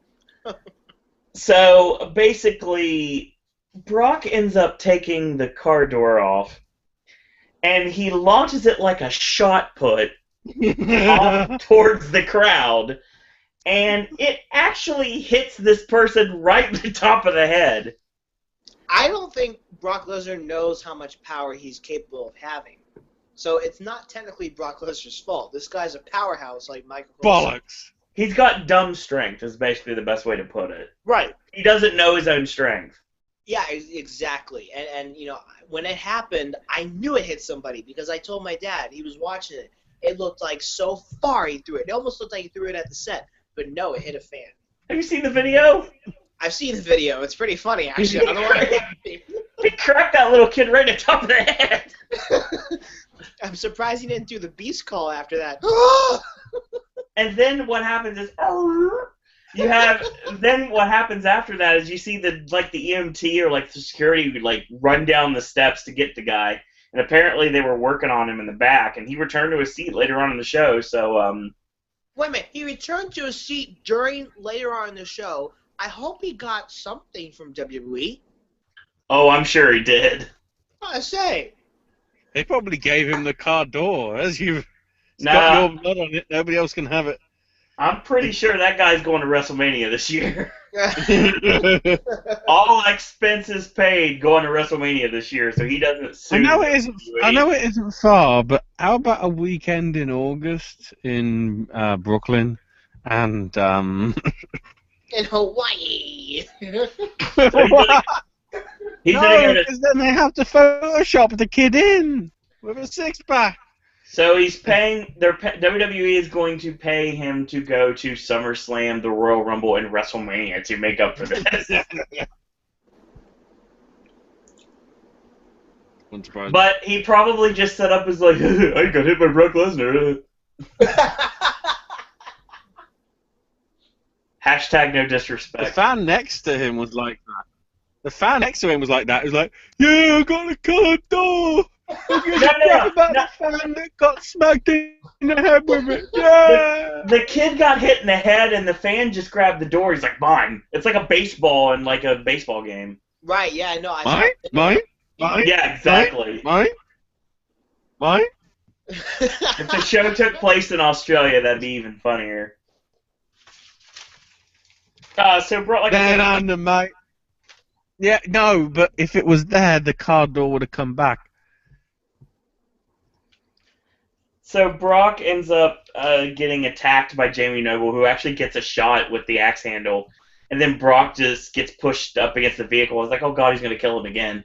And sure enough, what does he do? He puts Jamie Noble in the Kimura, and he breaks his arm. WWE.com has said that he has a broken arm now because of it. So Jamie Noble is going to be able to get better completely from his broken ribs from last week. Basically, this isn't any excuse to write him off to actually let him recoup from his injured ribs. Well, it has to be. Or is that just me being cynical? No, that's the only one that makes any sense. Did you see how much pain he was trying to lift that table in the ring last week? Yep. That wasn't selling. That's legit. Speaking of legit, so Joey Mercury tries to take his hand on Brock, and he ends up getting overhead release belly to belly on top of the car. I didn't think that was going to happen, actually. Because he threw him on top of the hood once. And I'm like, oh, he could have cracked the windshield, but he wasn't thrown onto it hard enough. So then when he did the German suplex, I'm like, oh my god, he actually did it. Then he cracked the windshield. I thought this was going to be an F5, but they went with the overhead release belly to belly instead. So, yeah, it works. Yeah, no, it does work because more glass was broken, and if he had just done an F5, it would have just dented the hood. It would have been not really much of an impact. So here's the best part. Brock takes off his shirt. Rollins readies like he's getting ready to fight him. Brock charges to the ring, leaps over the top rope. Seth takes off like a bat out of hell. Oh my god, like Brock Lesnar, his size and height, he jumped over the top rope like it was nothing. It was the funniest thing. He ran Rollins into the crowd. Yeah. And I don't mean ringside. He ran up the steps. Yeah. No, this guy is marketed so well in WWE. He is a beast. He is marketed so well. He had reverse Shield flashbacks. So what does Brock do? He grabs the WWE Championship, which has now been left in the ring because Rollins got out of Dodge as quick as he could. He raises it in the air with a smirk and then drops the title in the ring and leaves. Grabs the other axe handle that's left in the ring and he puts it through the cracked glass window. And then that's the end of the segment. Ashley, thoughts on this?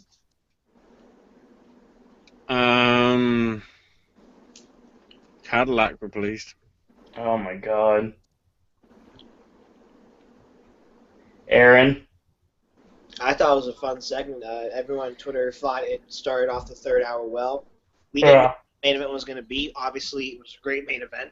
I can't wait to talk about that. We're almost there. Oh, yeah, it made sense. When that main event happened, but at this time when this was happening, I thought like, oh, they should have ended the show off with this. But then I guess it would have been too violent to end it off and then go into the Dusty Rhodes tribute. I don't know. Maybe that's just me. But it was a strong, good way to start off the third hour. We go into our semi-main event next. Tag team action of the New Day against the Lucha Dragons. We had the primetime players on commentary. Titus O'Neil needs to be on commentary all the time. Thank you, because he nailed it on JBL. So, call the match, JBL. What's going on in the match, JBL? What's going on in the match? Can we just... I don't have a problem with John Layfield personally. I don't. I've always been a fan of his wrestling work. I like his older references on commentary because he's to fans like me. But by and large, JBL is one of the worst commentators, worst color commentators that we've heard in a long time. And it was so funny that Titus O'Neil called him out on it, and JBL was quiet, and I thought he was legitimately quiet because he was pissed. But it was just so funny because I think Titus O'Neil sees comments of that on social media all the time, and he wanted to say something about it. It was just so cool. He called him out on it. It was so funny. Yeah, the Lucha Dragons, the New Day, it was an okay back and forth match. What you would expect from the four of them. And it basically ends with the tandem tope from the Lucha Dragons. Big E catches and he eats the belly to belly on the floor. They toss Sin Cara into the ring because he's the legal man, and he eats the Midnight Hour, which is the big ending facebuster combo, and that's the end of that. So New Day wins. Crucial victory going into their tag team title rematch with the champions at Battleground. I thought Big E was looking he looked like a schoolgirl trying to he was happy that school was over. He's just skipping down to the ring and he's clapping school's almost over. School's almost over. Big E has a heck of a personality. He really does. The look on his face skipping down the ring was hilarious.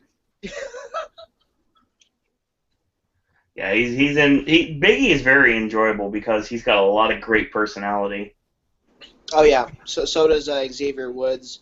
Kofi Kingston, he's just athletic. But yeah, no, Xavier Woods and Big E are the big personalities behind power of positivity. Just kidding. Dog. So it is officially made as an announcement. Oh, real quick before we go any further, Ashley, comments on the tag match? I just love the fact that Titus got it was Titus on all of them when it was like, why are you talking about Seth Rollins and Brock Lesnar for? There's a tag match going on right now with primetime players. Pay attention, bitch. Yeah, I'm really tired of them not talking about the action in the ring. And that's what I loved about this segment so much, is because he called them out on it. It was great. I agree. And again, if you're sat there for 3 hours, you can't talk about the same shit over and over again. Oh, they do it every week, so you can't tell me you can't do it. Right. It's like the Michael Cole at Beast in the East. Let us have that Michael Cole again. Yeah, that was somebody that gave a damn about his commentary that night. Because he realized that a different brand of wrestling... It was 5 in the morning in the studio in Connecticut where he was doing the commentary. Well, a different wrestling fan was watching that show that normally watches Raw, so I have a feeling they wanted to put it to a higher level, so he had to be on his A game on Saturday.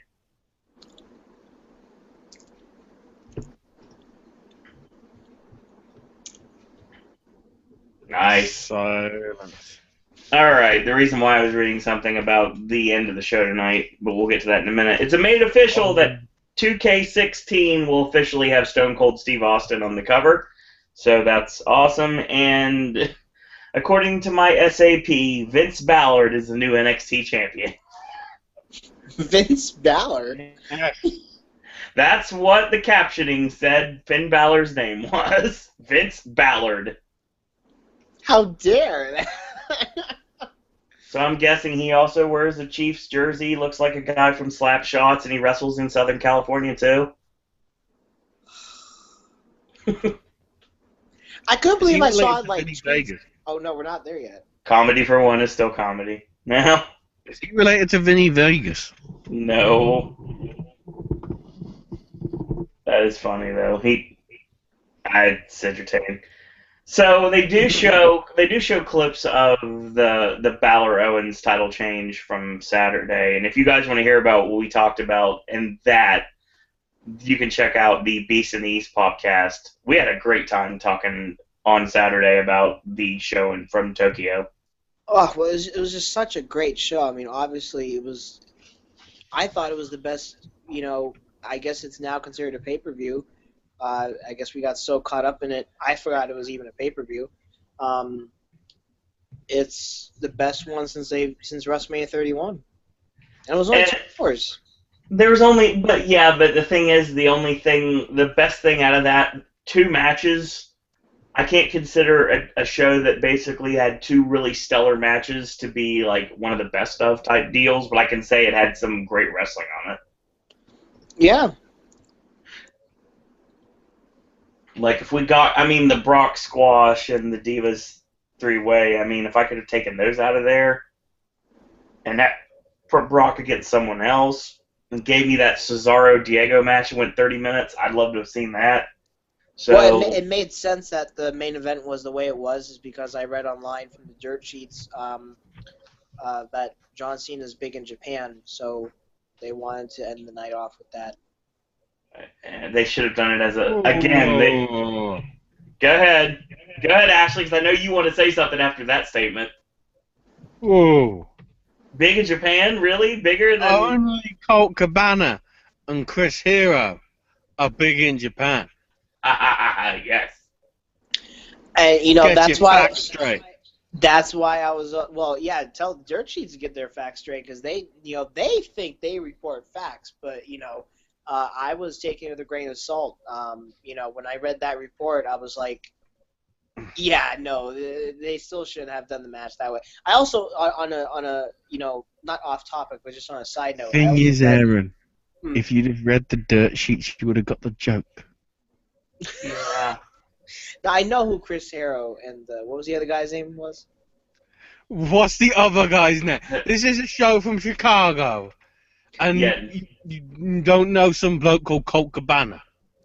Yes, You know, Cole he's Cabana. the I guy know that Cole started Cabana. off the wrestlers doing podcast thing before everybody else raped it. No lie. I remember Cole Cabana from those punk podcasts, those infamous punk podcasts. But anyways, another report I read, real quick, was in a Female One magazine, I guess. The Bella Twins had said in that interview that they're practically begging Vince McMahon to bring up the NXT Divas, and I'm like, I call bullshit. No, because if that happens, they're going to end up being the same 3-minute matches we've been getting on television forever. And if they're longer than that, if they go more than one segment, it's still going to be a segment that's not going to be done to make you care about the match. It's going to make you promote Total Divas, and that's not what it should be about. So, the Bella Twins, whether they're begging Vince McMahon or not, that's not a good idea. To bring up the NXT Divas, if they're begging for it. It's not time yet. I've heard a lot about Divas begging for it, but Oh, real quick before we go any further, before we go into what I really want to talk about tonight and what's going to get me on my A game, as always, there's a message on Craigslist that was just posted. What? What? This is a message on Craigslist from Chicago right now. The article states, slightly used 2015 Cadillac CTS, $10,000. Oh, no. I'll get to that. Okay, it's pictures. One is a picture of Jamie Noble standing there with his thumb up, and it says J&J on the back of it. One's a picture of Jamie Noble in a suit sitting beside the, looks like Cena's bus. And the other one is a picture of them checking out the Cadillac. It says, looking to sell my very slightly used 2015 Cadillac CTS. Last Monday, my boss surprised me with it as a reward for all my hard work and loyalty to him, but unfortunately one of my boss's competitors and I got into a bit of a scuffle, and now I need to sell the car to pay for my broken arm. The only damage on the car is from a result of our little fight, but the rest is like brand new. There's additional camo on the sides, and the car is cherry red. If you want more pictures, please email me, and either I or my partner Joey M will get back to you. These are all that I have on hand at the moment. We are both in the hospital right now and don't have 100% access to all of our road tip pictures. I'm trying to work out if somebody's willing enough to follow that up. Oh my god, I hope so. Are they serious right now? Whoever did that, oh my god, WWE behind that, if Mercury and Noble are behind that, I don't care who's behind that. They just won the internet tonight. That's awesome. I'd have thought, given that tweet from a certain somebody, I think you won the internet, Owen. I think I did too. Yes, I think I did win the internet tonight. Okay, that was a bit too knowing. Tone it back, mate. Tone it back. God, I was happy with how it came out. I'll say that right now. I will say right. No, let's talk about this. It's time for the John Cena Open Challenge, and we've got like almost 40 minutes to go on the show. So immediately, the first thing that pops to mind is we're going to get a really long Cena match. And after the classic with Cesaro last week, it's anyone's guess what's coming up next. So, of course, Cena comes out and does his normal spiel and says, you better bring your A game. The Allstate Arena is here. The Chicago is the place to be. I'm still the man to beat. The challenge starts now. As he's saying the word now... Didn't even say now. As he's saying the word now, he's interrupted by Kevin Owens with a microphone. And of course, Cena's running the ropes while this is going on. Because that's what Cena does. Hang on. How did that music go again, Aaron? Oh, God. No, because like it always starts like...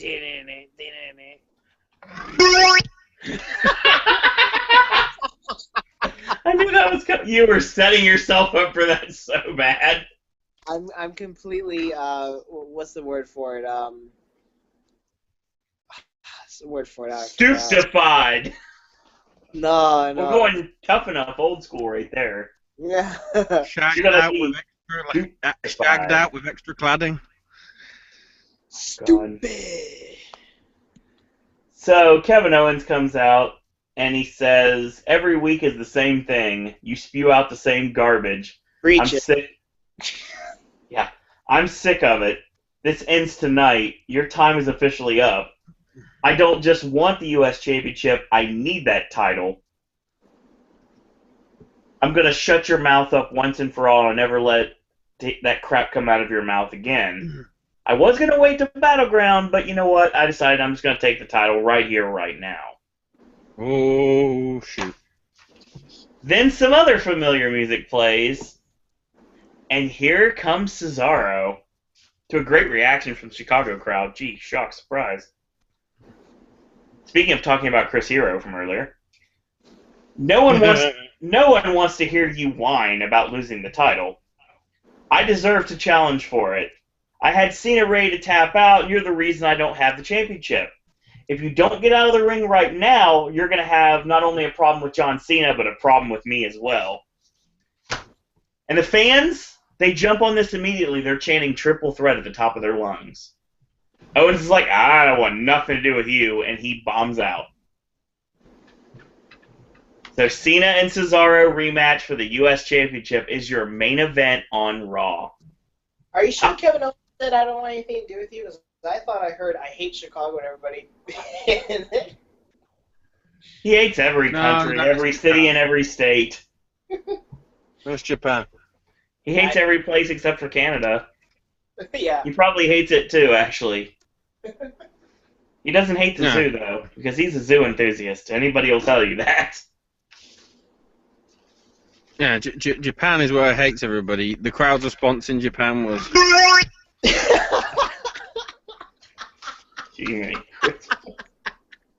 Oh, God. Acer is going to be listening to this podcast, and he's going to be like, "What's that noise?" He's gonna pick up the podcast midway through when you have already given the explanation. Like, he turned it on right now, and he's listening. And the people that were watching the live Dusty special were probably picking up the podcast right now, too. I tell you what that is. That's the power of props. That's what that is. Oh, my God. Can you just do it again? It's hilarious. It's not fun when you're expecting It's like Pudding Man. You'll never know when it strikes. Oh, then it scares the crap out of me then. It's powered by... Remember, it's powered by Larry Horse. I just want to see that kid get hit with a door again. That is so Ladies and gentlemen, I don't even know where Raw is next week. If you are going and you have a crazy sign, it will be referenced multiple times. Look at Larry Horse. Yeah, Larry Horse will definitely be that. And The car doors crazier the won't sign, the better. car doors won't be flying next week. Hashtag Lonely Virgil. And okay, let's talk about this, shall we? This is where I get to have fun. John Cena defends the United States Championship against Cesaro. All right, let's discuss, shall we? So early on in the match, Cesaro counters the AA into a spiked DDT for a near fall. He hits the double stomp from the ring apron to the floor, tosses him in for a near fall. And then later on, he locks on the chin lock. And then he locks on a Shinanamaki or a Cobra Clutch, depending on who's calling your match. We come back from commercial break, and Cena goes for the shoulder tackle off the ropes. He goes for the second time, gets caught, tilt-a-whirl backbreaker 1-2 and a kick out. He misses the charge, does Cesaro. Protobomb comes off the ropes, ducks the right hand, and Five Knuckles countered into the first crossface. The AA is then countered later on to a sunset into a sharpshooter, which is kicked off by Cena. He picks the leg, goes for the STF, and Cesaro gets to the ropes. Neutralizer countered with a backdrop, and the AA is escaped. Rolling gut wrench for a 2. Charging Swiss uppercut, corner to corner, corner to corner, and then the double leg. Cena counters the giant swing into a DDT for a near fall. He heads up top. Cesaro drop kicks him, sends him to the floor. Hits a charging Swiss uppercut across the barricade, tosses him in. Up top, flying body press. Power up. AA lands on the feet, ducks the clothesline. He goes for the pop-up. Cena with a Hurricane Rana. And we go for the swinging Uranagi into a sit-out facebuster from Cena. It looks really awkward, and it's hard to explain for a near fall. He goes for the AA, elbow out by Cesaro, ducks the clothesline, springboard Swiss uppercut, and the outside-in superplex is countered into an AA, countered into an apron powerbomb, counter-caught, fall-away slam into the barricade by the challenger. Charges in, he's backdropped into Justin Roberts' land. Still to this day, the Timekeeper's area is called that.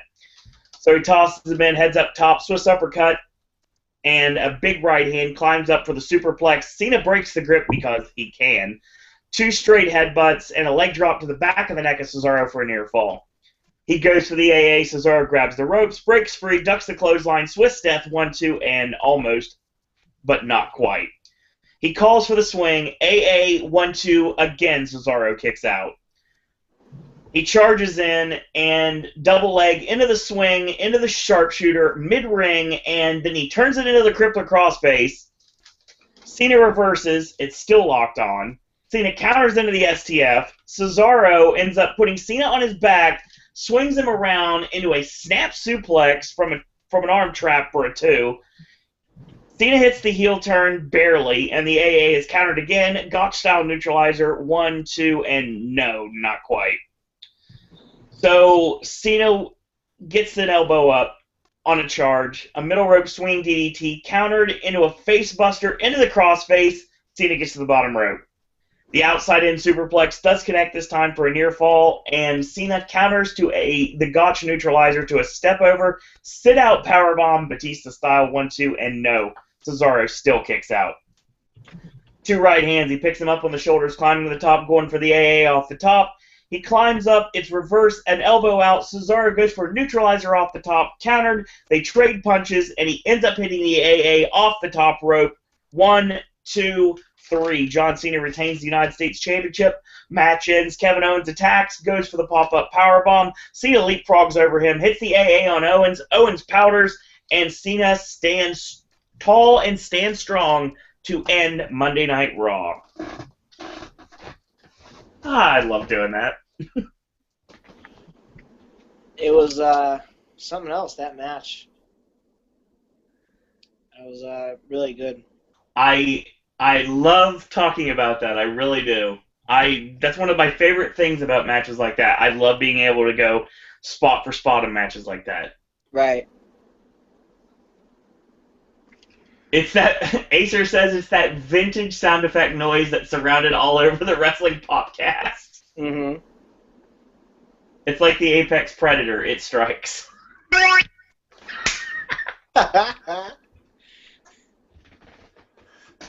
It's like iced tea out of a Pepsi can. Anyway. Yeah. It's not as powerful. Yeah, this match was phenomenal. And like Ashley said, and I totally agree, 100%, actually probably 1,000,000% agreed. When it comes down to it, this was better than the match last week. Yeah, it was just a tad bit better. You know, it went longer, and it was just, you know, it was amazing how, you know, they topped last week. We have... I know there's a lot of people out there that do not like Cena. Exactly. Haven't liked him for years. I personally feel, judging from the attitude of what I've seen in the past 2 weeks, the reason why Cena has faced Cesaro is because Cena wanted him. Oh, yeah, without a doubt. That's exactly the reason why. I don't think it's, we're going to put you in a flow with him. I honestly think Cena's realizing he needs to start making people... He needs to start giving people the rub that they deserve. And for all the mismanagement, I honestly think Cena got spurred on straight from that podcast that Vince did Was it last year now? Was it earlier Yeah. this year? I think it was technically last year now. But when he said, well, Cesaro isn't worth it. He hasn't got over enough. And I think Cena's like, well, I'll make him. I'll prove that he has got the talent and the caliber to be a main event guy. And it just depends whether partially the writers, but mainly Vince, can actually see that he's a guy that's good enough and ready enough to be part of the main event scene. I have been putting over Antonio Cesaro ever since he first started with NXT, ever since he first debuted in WWE, ever since back in the day when he was Claudio Castagnoli working with Chris Hero and the Kings of Wrestling. And I've always been a big supporter of his work. And when I heard he was coming to the WWE the first time, and he had the visa issues and he couldn't end up coming in, and then they brought him in later on, and he kind of got lost in the shuffle for a bit, but he got like that evil foreigner gimmick and pretty much kind of like a knockoff to what Nigel basically did as Desmond Wolfe in TNA, but a different way, somewhat. When he started to get some sort of a personality for himself, and Vince basically said, oh, it doesn't have a personality. We can't push him. There's no way. I mean, the guy speaks 4 million languages. I mean, you could push him anywhere. I mean, but he doesn't got that brass ring. Not only does he have the brass ring, he has it permanently lodged in his fist now. Yeah. And the first time... If it's foul language, it might be somewhere where the sun don't shine rather than in his fist. As long as it's not Roman Reigns' fist, we're good. The thing is, he'll never grab that brass ring. But the thing is... Oh, dear. Fucking God, you bastard. I'm sorry, Aquaman. Your princess is in another castle. Now, here's the thing. Well, excuse me, princess. Yes! Zelda reference. Very nice. And that's for Cody. Now, the thing I want to say right now is when Cesaro was doing the shows overseas, and I remember when Cena would put him over after the shows. He'd get on the microphone, and after the match was over, he'd call him Claudio on the mic, and he'd really put him over. And this was when we started to realize that Cena and Cesaro have tremendous chemistry in the ring. Like, they are, like, spot on against one another. And even with something like the heel turn, which didn't come off the greatest either time that it's happened, it's still been covered up well, and they were like consummate professionals and moved on to the next spot instead of trying to repeat things. And that's the mark of a good professional wrestler, to be able to see something's not necessarily working and just roll with the punches. And if something doesn't work out like you want it to, don't whip the guy in and do it again and completely reveal to everyone that I made a mistake. You basically just roll with the match. You can continue on, and you continue to put on a solid wrestling match. John Cena, say what you want about him personally. You can't say really anything about him personally. If you do, you're I mean, seriously, man, you can't say anything about him personally. The guy's like, he does so much for children, and he does a lot for like everybody, really. So Cena does Make-A-Wish like it's going out of style. So John Cena, the person, is, if you like him as a wrestler or not, you have to respect him in that sense. And like Ashley said to me off camera, when it comes down to it, you have to respect John Cena as a performer in the ring, because he has taken it amongst himself to make it his mission to get people over. And the Bray Wyatt program, not the most. But with Kevin Owens and now Cesaro, that's a different story. Since getting into this feud with Owens, he's clearly stepped his game up. Yeah, he's watching a lot of tapes, you can definitely tell. Somebody that he feels is the caliber of guy that should be the next guy leading the company. Cena is doing exactly... Goes to show you what he feels probably about Rusev. Yeah. Because I think Cena feels there's enough big guys already on this roster, you know, in terms of, you know, there's enough big physical guys along, you know, that have already been here to justify why Rusev shouldn't be there. The thing about it is John Cena is doing in this part of his career now what a lot of people wanted him to do for a long time, and that is put people over. He's putting people over. I mean, he may win because that happens, but just because you lose a match doesn't mean that you didn't get put over. I mean, you have to understand that just because you lost does not mean that you got buried. That's what a lot of people need to realize, that just because you got pinned doesn't mean you got buried by the man. And Cesaro now, especially, is starting to get his name out there. The fact that his personality is shining through, his wrestling speaks for itself. I'm sure there's pretty much nobody that can touch him in the ring in WWE. And, I mean, I can honestly see he's going to do what William Regal should have done in his career. They never gave him an option to do, and that's be a World Heavyweight Champion. I guarantee you now, especially with Cena's backing, Cesaro's got a world title reign in his future. And finally, as long as Cena still has ties to that company, he will practically lobby him to be in with a Rumble win. What the heck happened? Money in the Bank win, or just to be a challenger. I say that Cesaro is a world champion before. I want to say before the year's over, but I don't know if it's going to be that soon. I don't know, maybe. It depends. Just for the sake of it, just to make SummerSlam interesting. Three-way. Brock with the title versus Cesaro. There's reasonings to do Brock and Cesaro, and I brought it up for a year now when they did the story with basically Cesaro working as a Paul Heyman guy, and it didn't really work out very well. I think if anybody needs to face Lesnar, that's the match I want. I want Cesaro and Lesnar bad, because that match would be awesome in every way possible. It would be a catch-as-catch-can wrestling match. It would be a strong-style fight, and it would be move for move, and it would really showcase anybody that doesn't know anything about Cesaro. It would show what he's really capable of in the ring. And the thing is, he could do it.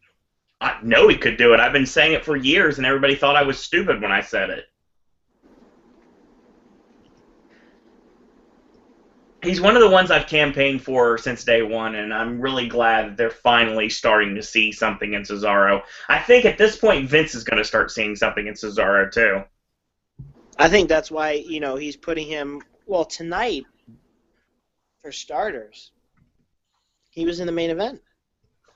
And deservingly so after last week.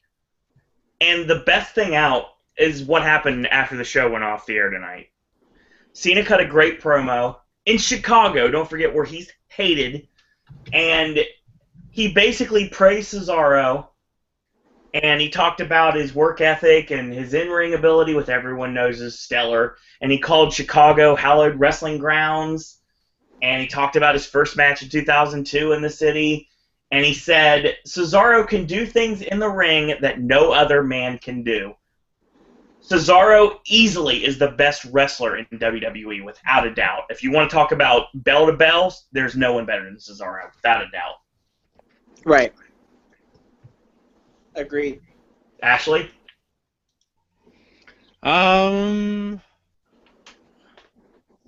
don't know. There's enough people now coming through the roster at the bottom, which makes me wonder. Mm-hmm. Even to some respect, Rollins, outside of the character, that guy has been through a lot. I agree. It says a lot, though, that it's the stars that are only just coming in that we're saying are the all-round wrestlers, not the guys that have been there for 10 plus years. Basically, anyone that has a Ring of Honor background is someone we seem to be talking about. Moxley never had a Ring of Honor background. He had to have done at least one match in Ring of Honor. You can't tell me there's one match he hasn't done in Ring of Honor. Hang on. Yeah, we're going to find this out right now. He had to wrestle. I don't think he did, because Ring of Honor and CZW didn't have really sort of a relationship at that point. Aha! 2007, he wrestled in 2 matches for Ring of Honor. Wow. Against? I'm looking. Ring of Honor. Please tell me it's caliber talent rather than. On February 23rd, he teamed with a wrestler named Alex Payne, and they lost to Bobby Dempsey and Rhett Titus, and he lost to Mitch Franklin on June 22nd. I don't want to burst your bubble, Owen. Oh, I know. But that bubble is that bubble is well and truly burst, and good old Larry Horse is going.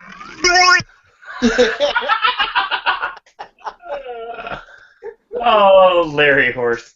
The thing is, though, I've been campaigning for Cesaro for a long time, and when they dropped the Antonio from his name, and it's like, I don't know why they call him Antonio Cesaro. Why can't we just call him Cesaro? I mean, okay, sure, Vince, one name is fine. I really don't want to live in a world where she's just called Sasha, and not Sasha Banks. I know. I mean, it's. I'm waiting for it. It's bad enough, we kind of have that in NXT, but that's just them. Charlotte by itself is okay. It works with the character because you don't want the reference to her being Flair's daughter every single time she comes out. If you're an NXT fan, you know that. Or if you're a wrestling fan, you know that. You know what's going on in NXT if you're a WWE Network subscriber. But I see what you're saying. Yeah. Vince can't live in a world where, like, Neville came along. Oh, let's call him Neville. Sasha Banks? No, I'm gonna bank to the bank with her. Just call her Sasha. Sasha. Yeah, that's even dumb by itself. So hopefully. Hang on. If we're talking about this name shortening thing, what the hell does he do with beaver cleavage? Oh God. He doesn't have to worry about Bailey. Bailey's got one name. She's got one name. Becky Lynch could just be Becky. Big Becky. Oh my God! It's like the old NXT Divas season when everybody only had one name. Even Marie can just be boo.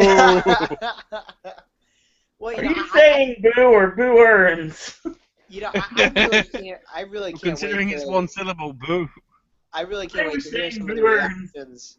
I can't wait to hear some of the reactions for when Sasha Banks and Enzo Amore and Carmella and Big Cass go up to the main roster because I know the WWE mainstream crowd's gonna love them. I think Carmella sucks, but that's just me. Yeah, that is just you. She's not good in the ring, and I don't like her personality. I don't know about that. There's a lot of people that said she's really good in the ring, and she's not really good in the ring. I blame the sound of music. I think Enzo and Cash should have been with blue pants. No. That would have been a better storyline. Well, no, she doesn't. I mean, you don't have to dress like them. I mean, her name is Blue Pants after all, and she's gorgeous. But, I don't know. Yeah, it just clicks with Carmella, and then I say it clicks with Carmella, but because when if it comes down to here's what I wanted to come down to, before Carmella or Sasha get called to the main roster, I want Boston versus New York. I'm sure it'll happen. Yeah. But I don't think Carmella can hold up in the ring. I think that would be her first. Not against Sasha. I challenge her. Put her in it. I think that'd be her first big feud after separating from Enzo and Big Cass. She's not ready. We'll have to see. It won't be this year. No, it won't be this year. I'll be surprised if it was this year, but it would work next year. It would work by then. Because she would have been in the company for a while. Yeah, but just because people that have been in the company for a while, if they haven't had that many matches, they're still going to be just as green as they were when they first started. Yeah, but, I mean, the fans are behind her. I'm just saying what I see on social media. Very little do I see negativity on Carmella. All I see is just nothing but good comments. This is just now because they used to hate her until they decided they wanted to make her solid with Enzo and Cass. Yeah. I know a lot of the crowd did not like Carmella at all. I think I didn't go to NXT then when people didn't like her. I think I started going to NXT when she was part of them. So, but yeah, I see a lot of good positive comments on her, not because of her looks, but because of her in-ring skills and, the Bye Felicia. Bye Felicia had a lot of people cracking. I'm sure she's a nice lady. I have no doubt in my mind, and I think there could be something with her. I just don't. I really don't think it's time right now. No, it's not time now, but the time is coming. Because I think NXT. Yeah, I think we know by now NXT really listens to the fans. I mean, we want Rhino versus Samoa Joe. We'll get that. Yes. So. Well, I think NXT listens to the fans, especially on social media, more than WWE because it's a company that's growing. It's starting from the bottom to the top. So I think that's why they have more time to listen to the fans and what they want. Well, NXT is also an indie fed with a $1 million budget. Oh, absolutely. And it's kind of odd. Pretty much. TNA. When you think about it, it's kind of odd that it's like that though. It's like an indie fed. No, not indie fed, but it's weird though that they brought back the name NXT. Could they call it something else? Because NXT was a flop after ECW went away. They rejuvenated the NXT brand. That's basically what they did. Yeah, it's basically what they did. I mean, maybe they could. Plus, it looks like next. And this time, next actually means something. Oh, absolutely, no doubt. And Florida Championship Wrestling had basically run its course, so they had to go to something new. Yeah, I mean, just not entirely new because again, it was NXT, but it was a major rebrand overhaul for sure. Yeah, without a doubt, they completely took like something Tough Enough because that worked. You can watch it tomorrow on the USA Network at 8 p.m. What? I like that Tough Enough. I don't know why people are complaining about that Tough Enough. I like that Tough Enough. I'm engaged into that show. The first episode was interesting. The problem I have with Tough Enough, I'm going to say this right now, is it's way too... I understand what it's supposed to be, but it's way too much like a reality show. The problem I have... But that's what it's supposed to be. I want to see more in-ring stuff. I don't care about you like swimming out and to go. The problem I have, 2 words. Big Andy. Oh God. What a huge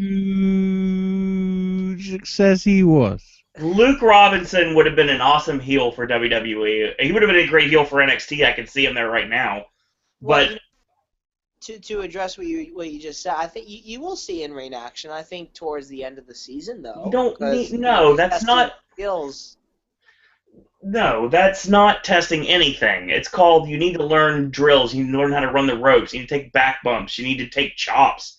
You need to learn how to compete in a wrestling ring. You don't need to be like running around and stuff. That's a reality show. I get that 100%. But the first season of Tough Enough, I think, was done right.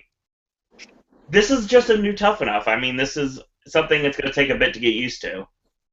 Yeah, well, they do a little bit of both. They show footage of them, being mentored, talked by like Roman Reigns tomorrow night. Tonight will be Seth Rollins. There's not enough wrestling on it, though. That's the problem. Yeah, no, well, that's why I said it's a little bit of both. The first 30 minutes, almost over 30 minutes, are literally the challenge, and then the last 30 minutes are very little of the drills that they do in the ring. So I guess it's their way of not just making a reality show. I think they're honestly trying to teach them other skills that, I agree with you. They have nothing to do with wrestling. No, they don't. And, Here's the review of Tough Enough so far. Well, I mean, especially after last week when you had Alex say knowledge is nothing. And that was... Yeah, you know how many people I know that would want to punch him in the face legitimately for saying that? That was a huge slap in the face of not only fans, but every legend, including the dead legends, when he said that. And I can't even believe if he even went to Twitter after that episode and even talked about it. And, did he honestly? I don't think he apologized even on Tough Talk. He actually still tried to defend it. And Hulk Hogan was like, no, brother, no. That was totally disrespectful. He still tried to explain it. There's no way to explain it. There's no way around it. He's trying to get voted off next week because he knows this is on fan voting. Yeah. Oh, he's gone. Yeah, but and it's good that he's gone. Exactly. Now Diana needs to be gone. But Patrick was right. Patrick, you have to learn the history, Yeah. before you do something. I mean, it's only common sense. You can't just like throw your hands up in the air like, well, I'm going to do my own thing. Knowledge is nothing. What the hell? Okay, for example, so let's take Les Thatcher. Les Thatcher's wrestling school. One of the things that Les Thatcher has you do is he does wrestling history, and he teaches you about specifics in wrestling history. And it's basically done like a school. Exactly, it's Wrestling 101, exactly.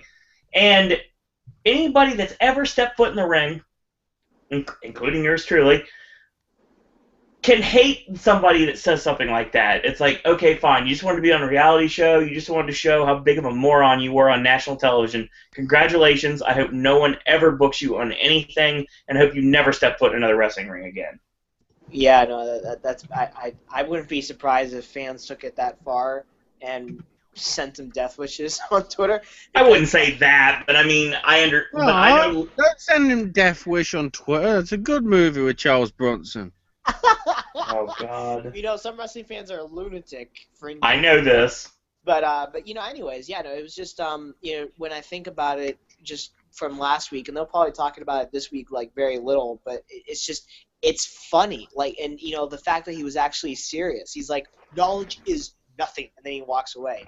So hilarious. I mean, that was, I think Lita said it best in a Tough Enough Digital Extra on the YouTube channel for WWE. She said that was the kiss of death right there. He basically just didn't do himself any favors, and he got when ousted. He said that. Yeah, when he said that, he blew it. He blew it. Yeah. I'm sure there's about 15 people I can think of off the top of my head right now that actually have some wrestling experience, a lot of it actually, that would love to have had that spot that goof had, and he completely threw away. And yet that we chose him out of 11,000? Well, okay, if you watch the actual competition special, you notice that you had the judges, you had everybody on one side, and they were trying to find out who could be the next wrestler, and then you had the MTV execs that were trying to be like, well, who's going to be the next reality star?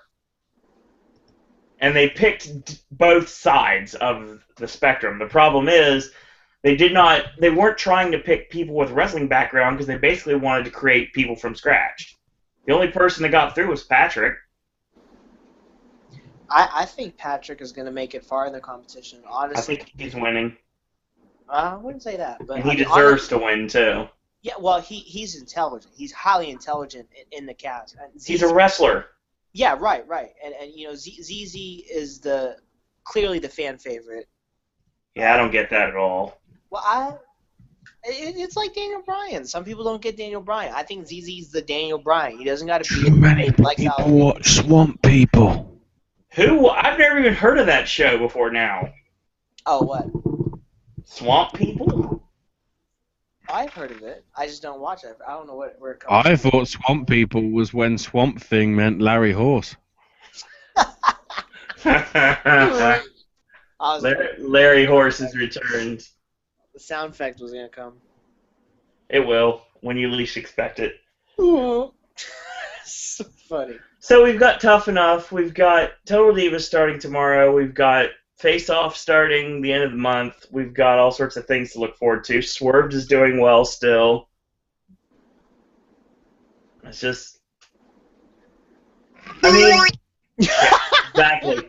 Wrestling is suffering like growing pains right now, it really is. But this is the summertime. This is the time that people either have no time to watch because they're too busy doing things outdoors, or they have all the time in the world to watch, and they're just not. Notice the ratings in WWE have been going down considerably every single week. Yeah, and I think, again, this dirt sheet said tonight's show was formatted differently because Vince McMahon saw the ratings low last week.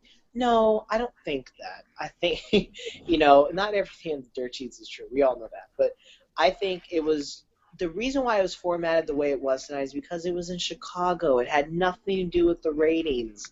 Vince McMahon, at the end of the day, he cares about money. I don't think he cares about ratings. I really don't. I think he cares about ratings. I don't. Because, I mean, if I was Dixie, I would care about the ratings. What, it's a television-only wrestling product? Yeah, I'd say so. Yeah. Yeah. So,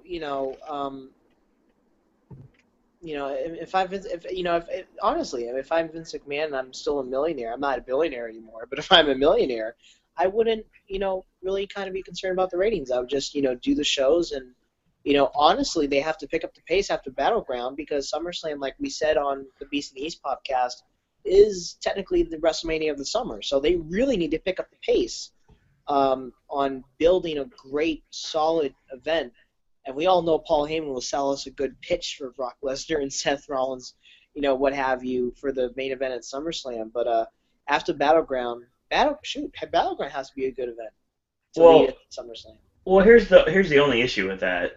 The ratings dictate to what the fans are liking, what they're paying attention to, and what they're watching on a consistent basis. If certain things aren't getting over and the ratings are showing there, stop it. Stop it dead in its tracks and start over. Well, I mean, not necessarily start over. I mean, if I was Vince McMahon, I was looking at the ratings, and I really don't care for them that much because it's all about money and the advertisers. How many commercial breaks do we get during Raw? Honestly, during a 3 hour. It's ridiculous. It's ridiculous, right? So, if I'm Vince McMahon looking at the ratings and looking at the quarter hours, like, okay, people tuned out of this. All right, so we'll just move this there, move this there. Like, he's not going to get rid of it. I mean, if he got rid of, like, the 3-minute Divas matches, he would have done that a long time ago. He hasn't. I mean, I don't know how Sasha Banks can say in interviews that, look at the time that the Bella Twins are getting. Yeah, they're getting a lot of time, but that's the problem. They're getting too much time. We're sick of seeing, Nikki Bella. She's almost coming up. If she gets through SummerSlam still with the Divas Championship, she's almost been champion for a year. That's ridiculous. She won the championship at Survivor Series, didn't she? She's going to break AJ's record, and then she'll drop the title. That's insane. She's nothing. She cannot be compared to AJ. No, but that's just how things work now. Exactly. So, The idea is that you're not supposed to compare her to AJ because they don't want you to remember AJ because, That's exactly right. Wrestling fans not supposed to forget. Look at Hideo Itami. Remember when he was teasing to go to sleep and he finally hit it on the WrestleMania weekend house shows and the fans went crazy for it? Yeah, the fact that move has been taken away from Punk, who the general public think does the move, which obviously they're wrong, because Kenta did it first, as everyone knows. So when you look at that, you see that they're trying to eliminate that move from being known. So they're not going to have it, and I eventually have a feeling there's going to be somebody that's going to end up taking the Anaconda Vice, because it's too good of a submission hold for no one to have it. Actually, since you're saying that, it's going to be so funny what they're going to do with Hideo Itami. They're not going to let him do that move at all when he gets to the main roster, and that's going to piss off so many fans. They're going to use Hideo Itami wrong. The thing is, I think most fans that are knowledgeable, which is quite a lot of them, know it was his. Yeah, exactly. I think they would be accepting of it. I think there's a chance he could bring it out for like big match situations, but that might be about it. I don't think even Phil would object to it because he openly admits it's not his move. Yeah, just like the Shining Wizard wasn't his move. No. Yeah, Punk had to admit it. I mean, Punk can be a jerk sometimes on social media, but no. I mean, I found. And water is wet too. I found that out in the past few months. But not that he replied to me or anything. He didn't. But anyways, I don't know. Right now things are just kind of rocky, and there's a couple of things that are pushing the show right now. I would agree. I mean, obviously the past few weeks that are making Raw at least 1 ounce of interesting is Kevin Owens, John Cena, Brock Lesnar, Seth Rollins. Those individuals are making the show interesting. Other than that, it's I can understand why fans like to have alternatives, but when you get those alternatives, it's like we've had this conversation before. We talk about it all night if we want to. Like it's the haters. There's going to be haters for every product. Yeah. So no matter what WWE is doing, you can go to another alternative and not like the show. I did not like how the production was for PPW. I don't even know if I'm going to watch the second episode because I couldn't even take it. I'm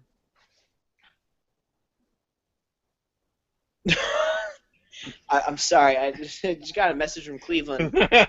Oh God. But yeah, I'll read it in a second. But it's it is what it is. Yeah. It's a very interesting time in wrestling. I think I won't necessarily agree that it's growing pains, but it's just like the business is somewhat struggling. Like the strongest company, I guess we can all agree on, is NXT. It's sad that ROH has been around for 12, 13 years, and they just got a national television program. Well, NXT, yeah, but the thing is, you also have, you have a lot of things in NXT that are great, but there are a couple things in NXT that are kind of questionable, too. Yeah, but very couple things, because you're going to get that in every company. But Ric Flair said it best on Wrestle Talk TV. I actually agree with him on this. He said nothing can compete with WWE, and what can compete with them? They got NXT now. He doesn't think ROH and TNA can compete with NXT.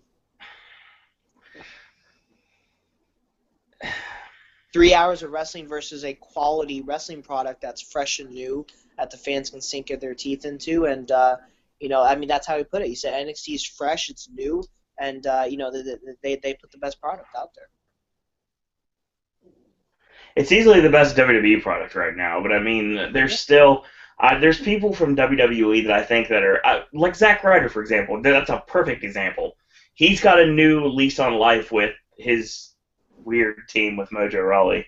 And, it's working for him. It really is. And I'm glad to see Zack Ryder, doing well because, the guy needs a break because obviously he's been held down for a while now. He's staying hyped. And he got over on his own, and that's something that not many people can say. And he didn't really get a favorable response to the fact that, you got over on your own? We'll see what happens next time. How'd you like to get shoved off a stage by Kane? Yeah. Okay. Well, people are appreciated in NXT. Adam Rose can go back to NXT as, what was his name? Leo Kruger. Yes. Leo Kruger, mate. Leo Kruger. Yeah, no, he can go back to NXT and be appreciated. Emma went back to NXT and she's like a hot heel. Seriously. Yes. So, Sexy, sultry Emma. Yes. Yeah, really. For real. Put it. Whoa! Ashley yelled so loudly it took put his mic on mute. I need to see what Cleveland. What? I had to see what Cleveland told. He sent a message on Google Hangouts. Can I look at that while still on the call? Should be able to. I don't know. I can find out. Did you guys even notice that the call? I was out of the call for a couple minutes. Yeah, I did see that you bombed out for a second, but I thought that you'd just come right back in. Cleveland said, "Don't." It was issues. Don't ever drink and race, guys. What, was he filming Fast and Furious 7? That's not supposed to come out till 2016. Oh, no, it's coming out a lot earlier than that, sir. And it's not 7, it's just a new attraction. Anyway. Oh, no. So, yeah, we were supposed to be joined tonight by Cleveland, and he was not able to make it. Hopefully he will be joining us again. The newest member of Pop's broadcasting team for wrestling events is going to be joining soon.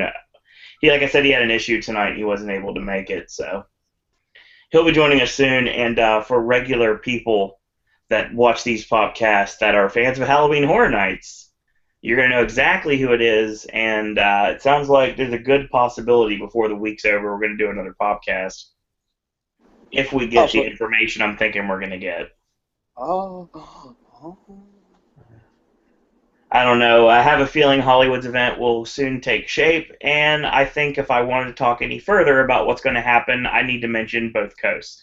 So that's going to be what I'm going to leave you with on that. Raw tonight was kind of wishy-washy. Like I said, there was a couple really good things. I mean, say what you want about Roman and Sheamus. I mean, we kind of glossed over it, but it was okay. It was an okay match for what it was. I mean, it wasn't terrible. I didn't hate the match. I don't care about Big Show and Ryback. Brie Bella and Paige was, I mean, it was a match. The Lucha Dragons of the New Day was okay. It was a decent semi-main. Barrett and Truth, I hope that feud's over with. Bo Dallas and Dean Ambrose was all right for what it was. And, if you missed the entire show, if you basically just picked it up, it's all the last hour, where Brock just destroys the Cadillac, and J&J, by the way. Might be better if they just watched the 2-hour version. Yeah, if it's available, watch the 2-hour version of Raw. That's actually that was only for last week. That's not going to they're not going to do that anymore. Oh, you idiots! This week is the perfect opportunity to continue it on. Yeah. Hulu Plus has Raw for 2 hours, I believe, or an hour and a half, or something like that. They cut a lot of things on the Hulu version of Raw.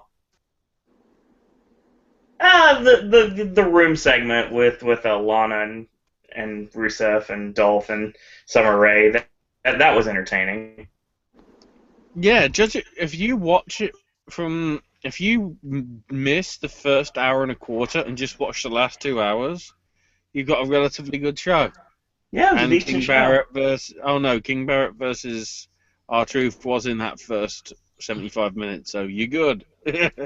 Yeah, that's what. The more we talk about it every week, it does make sense that it's just really hard to book a 3-hour good show. We're either talking about the first half or second half was good, but there's only that one half that's always bad. There have been times, and it's been a while, but there have been times that I have been hooked to a Raw from the minute that it started to the end of the show, and I never got brought down.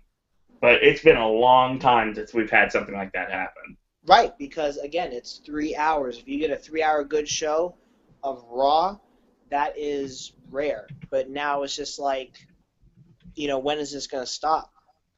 First half was good. Second half was bad. First half was bad. Second half was good. So it's just like, the trend that WWE is keeping up needs to stop. The ratings have to show by now to Vince that Raw does not need to be 3 hours. I don't think it's shown to him. You got to think it this way. You got to think from the advertiser's perspective. 3 hours, advertisers. He's making more money than 2 hours. Yeah, but you're also now promoting stuff during the show too. So I mean, that should make up for it. I know. I agree with you on that. It's like any other show, whether it's a sport or not, or whatever, or something like that. You don't promote something during the show. That's why commercial breaks are for. You don't say like this match is brought to you by Terminator Genesis. Oh my God! Don't get me started. That movie sucks. So stay away from it. Oh wow! I heard a lot of good things about it actually. Well, I actually heard a little mixed. Just Arnold. Arnold. That's it. Never heard the Terminator franchise. Of course, I heard of them. I never watched them. So that's that. But yeah.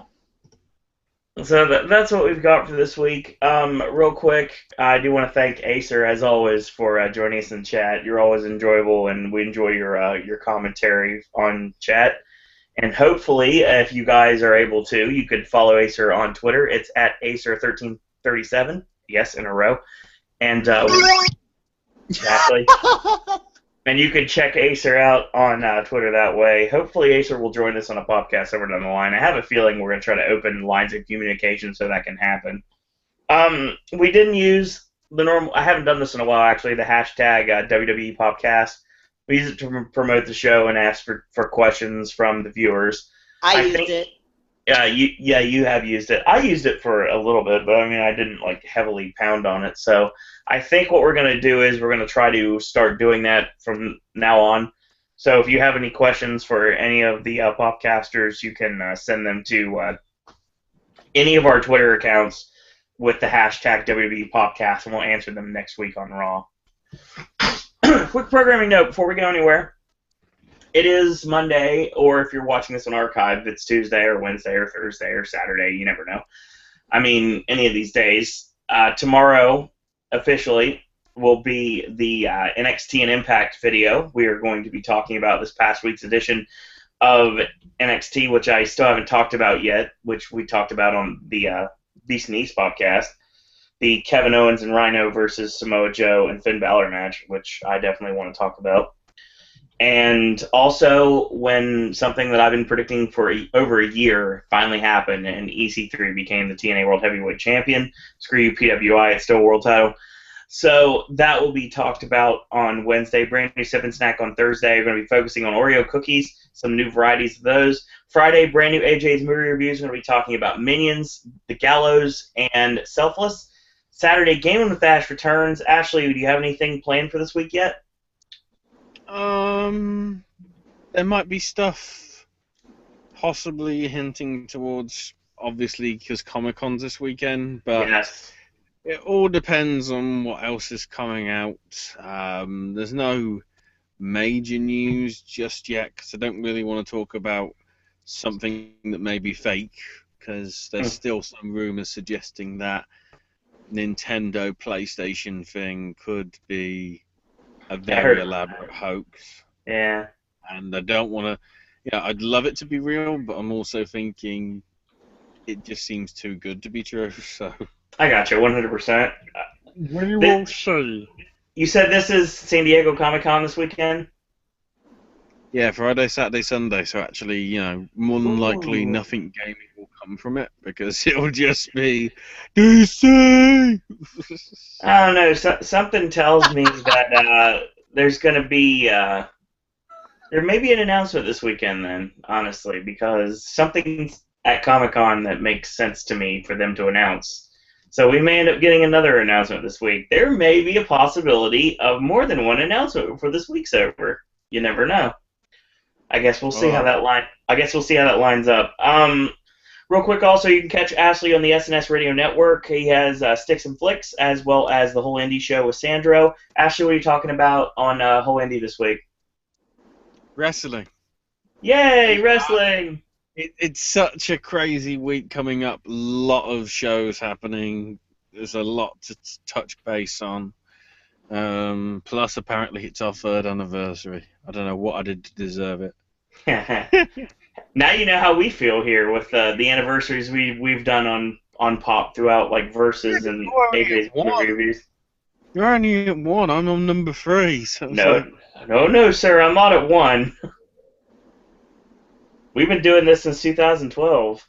Pop's at 1. Pop is now at 2. Pop's at 2. May 1st, 2013. Yes. I'm officially hashtag stupid.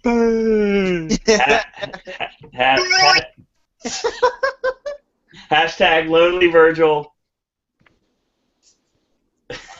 We have a special. And right before we're ready to take it home, Cleveland has joined us. Listen, okay, guys, I don't need no judgment. I don't need none of that. You will not be judged, no worries. I just have one important thing to say. Oh, go ahead. Bobby Lashley does not compare to Brock Lesnar. I felt like I had to get that off my chest. I wasn't able to speak my voice, and Aaron wouldn't put it out there for me, but there's no comparison. That's like saying McGriddle is the same as a McMuffin. There's not really a comparison with that. That's like saying that is the same as... Oh, God! What the hell was that? Apparently that's our new sounder on the podcast. Ain't going to be used that often. Go ahead, Ashley. Sorry, I lost my way. When not surprised. I I was going to say that hashtag Larry Horse cares about Mr. Robot, apparently. Nice. Larry Horse does care about Mr. Robot. So, Cleveland, were you able to watch any of the show tonight, or you have any opinions on what's been going on with WWE in general? Okay. Well, first, and this is also something that I heard on the last podcast for the Beast and the East. I think Tamina is pretty damn good. Do I think she's rough around the edges? Yes, I do. But the fact that she hasn't had not even like one title since, she's been in the WWE is BS. But, that's just my opinion. Let's see. Paul Heyman doing the whole Hollow B Brock's name. That got some Christians mad. That's what happens. Let's be honest. Zandig did it 7 years before. Yeah.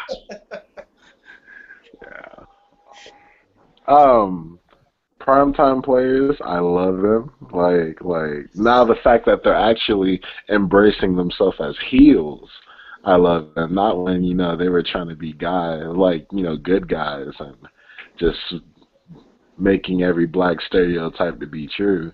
That, I didn't like that, but and I've actually heard one of you guys say this before. If Bo Dallas, stopped being like this guy that's jobbing everybody over and joined Primetime Players, that would be my dream scenario. I would at that point get PTP. Man, aren't we talking about New Day? We're talking about the New Day. Oh my Bo Dallas. I am so out of it. New Day. New How Day. do you spell New Day? And the PTP are baby faces like all day, every day right now. POP holding it down. There we go. Okay, that'll work. There we go. I'm mad that I actually said that phrase. But yeah, now that they're actually working as heels, I love it. And if Bo Dallas became the leader of that, I would love it even more. As in, I would get POP holding it down tattooed on my back at that point. Wow. Paige, keep on jobbing the Brie. It's the biggest BS that I've ever seen. Where's Emma when you need her? Where's Charlotte when you need her? Whatever. Probably with Shia LaBeouf. What happened? Probably with Shia LaBeouf. Just keeps telling them to, just do it! Just do it! I don't know about you guys. I'm just waiting for Sasha Banks to get called to the main roster. Sasha! Sasha. Beaver. I have seen Sasha Banks recently, and it took all the power within me to not propose to her on the spot. You brought that up the last time you were on here for the Unstoppable podcast. Yeah, and it happened again. So obviously you guys know that it's getting serious between me and her. Nice. Hey, it got serious for me. Ask Owen and Ashley. I had to purchase her glasses off of wshop.com. I got them. I got proof. Okay, I don't think I would have said that. hey, I go to the NXT events. I see the guys wearing them too. It's a fashion statement, I guess. Did you buy the shirt? No, I didn't buy the shirt. It was just the glasses. I bought it with one of the prepaid Visa gift cards I got from taking surveys. So. I feel like they get paid to wear those. It's promo to them. For you paid money to get those. Yeah. I think that's where the different lies. Kanye West is giving them away for free. They're great glasses. They say legit boss on them, and Sasha Banks. I love them. I believe you. I believe you. Why? You better rock those at Horror Nights, Aaron. Oh yeah. Why is Cesaro going through this? Did he do something bad? What? He's the last person that's getting punished right now. No. Him versus John Cena. Leave Cesaro out of this. Okay. I don't like watching Cena bury people. That's something I don't like. I don't like Cena. I We don't had like like a 15-minute conversation about the fact that John Cena's not burying anyone anymore. No. The only person he's not burying is Kevin Owens. Kevin That's it. Well, You add Cesaro to that list, Hang on. too. He's had 2 matches with Owens that have lasted an hour and a quarter. Mm-hmm. That's longer than Ric Flair lasts in bed, apparently. Oh, God. Wow. Hey, he says he's the 60-minute man. You know. He says that himself in his promo, so you can take it to the bank. You can tell from the attitude that Cena's had. I'm regurgitating for people who've already heard this, but I might as well mention it. You can tell from Cena's attitude that Cena is the one putting Cesaro over. Yep. You can tell from the attitude of the bookers that it's basically Cena gets to choose who he wants to have the matches with because it's who he knows that he can have good matches with. Exactly. You can't have a good, no disrespect to certain people, but you can't really have a good match with Heath Slater. You know, You're less likely. Okay, we'll change. You're less likely to have a good match with him. I want to hear this. The Heath Slater would have a good match with John Cena, you think? Yeah, I think so. Yeah, but the thing is, I don't know how much of it would be Cena and how much would be Slater, because there was enough here in the last 2 Raws to make you go, why isn't Vince putting him at the top? This guy can do what Cena does and more, but Vince just seems intent on burying him. It's not Cena that's burying Cesaro, it's Vince. Vince went on record saying he doesn't see anything in Cesaro. It's Vince that's the issue. And Cena's trying to say, Vince, you're a freaking idiot. Yeah, pretty much. As you know, Cena doesn't cuss. Oh, that's not true. Cena did first in his early career. I don't understand. Are you being serious with that statement? That's sarcasm. That's sarcasm. Never mind. I know that's sarcasm. There's a lot that's been going on tonight. I mean, anything else that jumps out at you, Cleveland? Okay. Brock Lesnar destroying a car. I'm actually surprised. You know, this is the first time I've actually physically seen him destroy a car on Monday Night Raw. Brock Lesnar destroying a fan. Yes. That car door. I don't think Cleveland knows about that. What happened? Well, you know the bit where Lesnar ripped the car door off? Yeah. And he threw it away like 40 foot? Yeah, he did. Smacked the kid slightly right in the face. I love the fact that there is that mark right beside him that took the door, and he's like, mine! Yeah, he literally held it up like a trophy. Like, you're not going to check the kid's okay? That kid got decked right in the top of the head. You saw people run over to him immediately when it happened. It wasn't the full door, it was just a piece of the door. So that's the reason why it wasn't as bad, Ashley. Oh, yeah. But if it was that full door, that kid would have been dead. Yeah. Dead! Dead, I say. Okay, so you're telling me that, because I was in and out of watching Raw, because of course I had a little situation that I had to attend to. But you're telling me that the door hit a kid in the head. Yeah. There's Once a video again, of it. Brock has thrown something from the set, and it's hit a fan.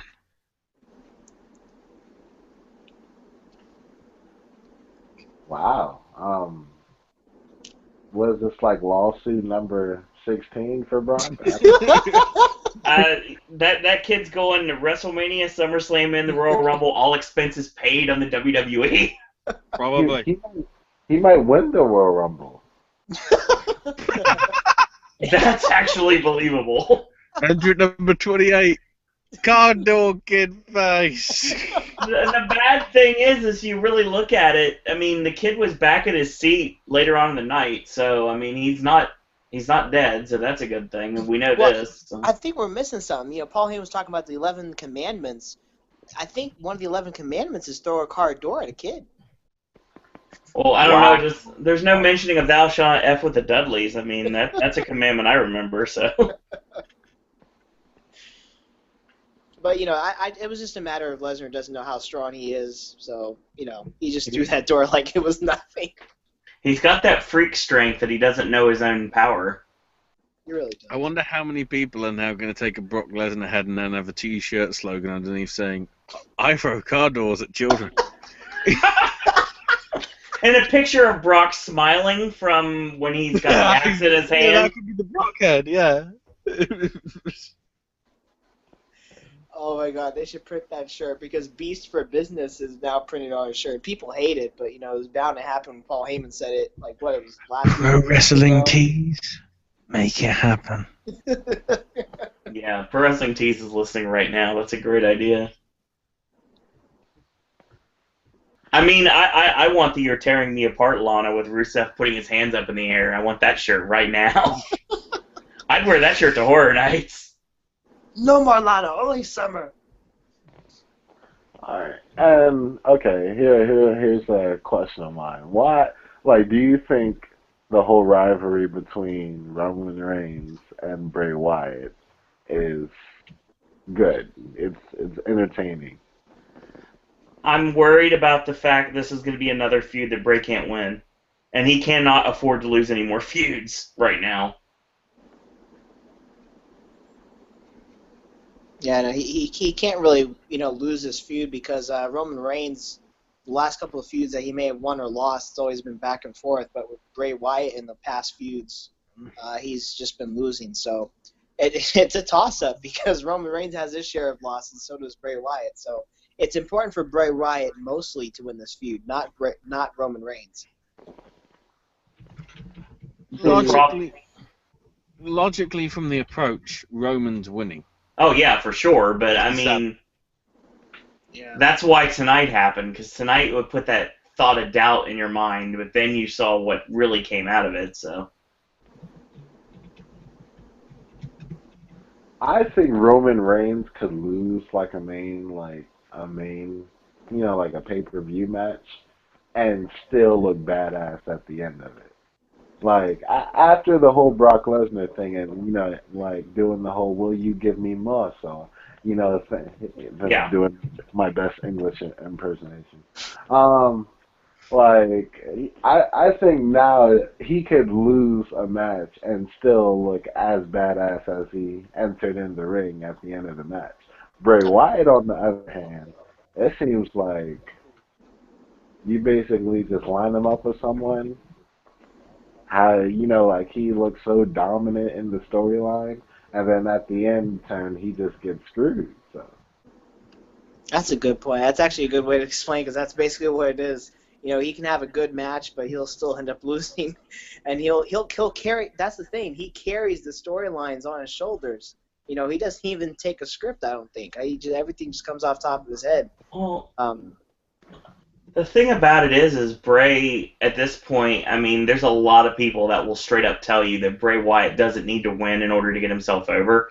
I understand that, but eventually, if you lose enough, no one's going to buy into you at all, and then you're going to have to hit the reset button, and what else is left for them to do? Yeah, so it really doesn't make sense that, you know, some even critics and even fans said that, like, oh, no, he doesn't have to be put over because, you know, he has to win matches. Yeah, but, you know, right now he's just known for being a good promo giver. Yeah. Great promos, and he's good in the ring, so he has to be good for winning a few matches. He needs to build his credibility back up again right now after the feud with the Undertaker. Yeah. I mean, because he won the war. He really did. When it's all said and done, he did win that battle, but he did not. He still lost the match that it built to. Yeah. And the feud with Dean Ambrose, I'm pretty sure I can say pretty much he won that, but that's subjective depending on how you're looking at it. He won more matches, but yeah, it wasn't a rivalry that he could benefit from because No. at that point it wasn't like it was heel versus babyface, but everybody liked both of them, so you didn't know who to cheer for. Ambrose was built up as a potential world title challenger, so they had to get him ready, and that's why they put him up against Brie. So. Whoa! And look how that happened. Yeah. Oh, a lot can happen in 7 months. No lie. Who knows where we're going to be by SummerSlam? Bray Wyatt in the world title picture. Just kidding. Honestly, I want that, but it's not going to happen now. Yeah, it's just wishful thinking. Yeah, I would love for that to happen. I mean, Of course. Okay, if you had the power to make that happen, how would you, design the storyline to actually make it legit? Like, he would actually care to have a world heavyweight title. I would have him feud with Randy Orton, and I'd have him beat Randy Orton, and I'd have him beat Sting at WrestleMania. Wow. I want Bray Wyatt and Sting so bad, but at this point, I don't think it's ever going to happen. That would be another huge match. I mean, Undertaker against Bray Wyatt. Personally, Bray Wyatt as the person behind the character, he was already honored to be fighting the Undertaker this year. Yeah, well, the bad thing is he messed up his ankle when he was getting ready for the match, and he wasn't 100%. Yeah. But I guess the fact that he did the match though, and it was just an honor for him personally. Oh yeah, totally. That early in his WWE career to already face the Undertaker. I mean, because when he came in with the Wyatt family, they were hot. They were great heels. And they never should have split him up. No, because look what happened with that. Eric Rowan's gone. And Rowan's hurt, and Luke Harper he got an Intercontinental title run out of it, which was cool, but the Intercontinental title was like an albatross now, so. Still wearing that wet stain shirt. Ugh. He still has 2 gators in his action figure, so there you go. And, okay, one of the most, entertaining people to me right now, a person I could listen just talk all day, R-Truth. I love R-Truth. I can't stop listening. The bit that they had where R-Truth did not know that he wasn't in the Money in the Bank match, yes. I replayed it 8 times. You can't count. That's good. Nice.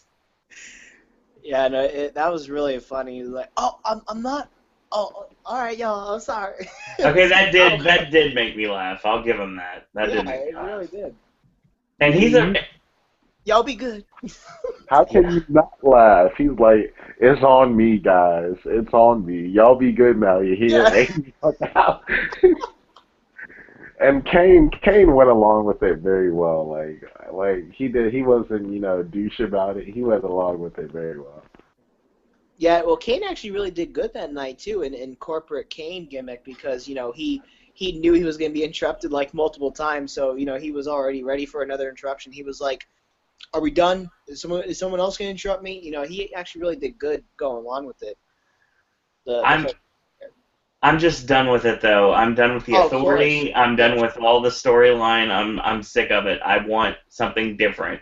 We need to have a period of WWE that has no authority figures on it for at least a little bit because it's been overkill for the past almost 3 years now. Yeah. So no Hornswoggle behind the computer? God, I hope not. Ooh, that was bad. Several years ago, I was bashing WWE like hell on that. I did. Trust me. I watch the videos. I did my share of it too. Because, back then, at that moment in time, I think I was so ticked off is because they gave so much build-up in months, leading up who was the interim general manager behind the computer, and when it revealed to be Hornswoggle, I was like, okay, you know what? I think that's when I took a break from WWE. I think I literally just stopped watching it for a while. That was the last straw. Like, that was a joke. Well, they had awesome build-up where they had that battle royal where they set up for the Sandman to be the illegitimate McMahon. I thought that would have been great. Storyline-wise, that would have been awesome. Yeah. Then they decided they wanted to go with Hornswoggle for whatever reason. I mean the guy. I've never liked Hornswoggle though. But the guy. He's one of us, Aaron. He's a theme park junkie like we are. So.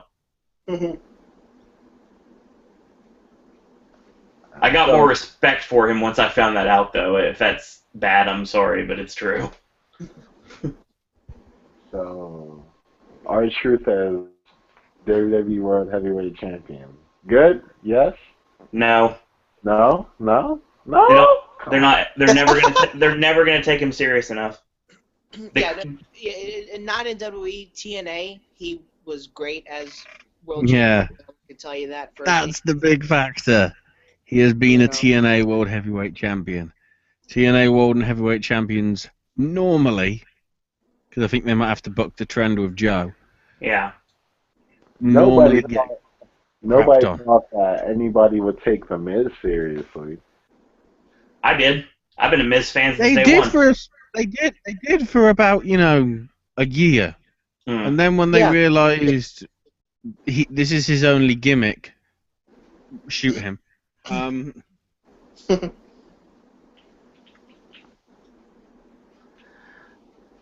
It's the problem is with Truth is the fact that he's been made into becoming. He's like Ron Simmons now. He's been made to be which is ironic given the fact that they're the only world champions in that category. So you take that, and then first off, you never bring up the fact that Truth is a world champion because obviously it was an NWA championship. And secondly, he's had so much of a comedy gimmick that no one would take him seriously anymore. You really would have to completely overthrow his character and get rid of the comedy gimmick and make him a serious competitor. I don't doubt they could do that, but I think it's kind of too late. Yeah, it is kind of too late because, I never saw Santino as a world heavyweight champion. There might be some fans that were dumb enough to think that, but he's like R-Truth. He's a comical relief for the show. Oh, come on. You knew who was going to win the Royal Rumble that year. Oh, because Santino had a crystal ball in the poster? I'm going to win the Royal Rumble. They really could have ran with both Santino and Zack Ryder as world champion, even for transitional runs, because they were so hot at one point when it comes to talent, and the fans love them so much that they really could have ran with that, at least given them a transitional run. Zack Ryder especially. Don't forget The Rock even acknowledged Zack Ryder's pop. Sometimes WWE just pulls the trigger on catapulting superstars into world champions at the wrong time, on the wrong people. See, that's the reason why they pulled back on Reigns, because they realized that right now it's not the right time, but once he's built up, it's actually going to work out in the end.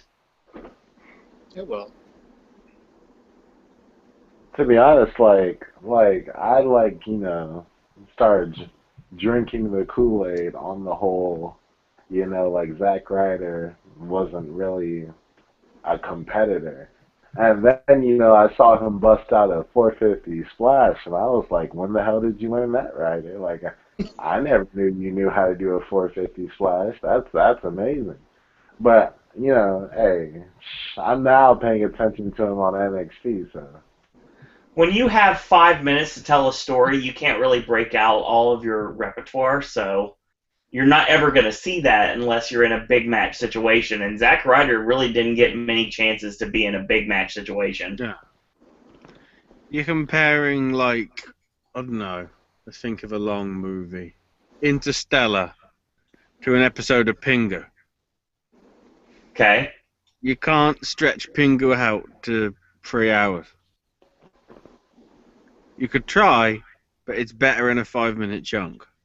But what, such an expansive story as like something like Interstellar or Lord of the Rings has, you can't sum that up in 5 minutes, really. You could sum up Lord of the Rings in 5 minutes. Yeah, but then you do discredit to the films.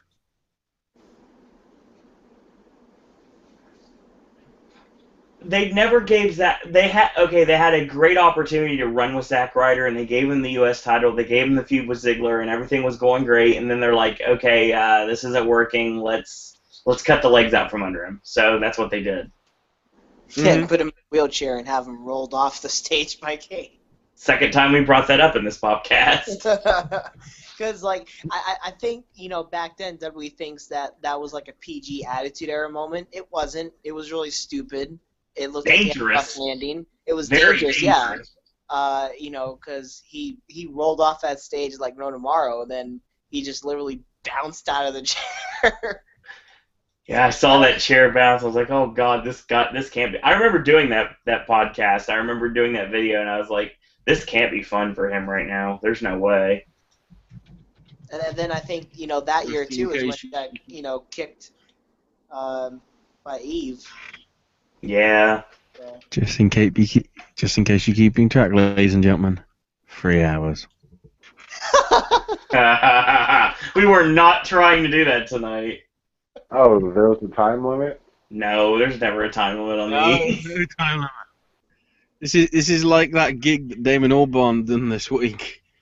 We'll go on until we get pulled off by security. Or internet goes out.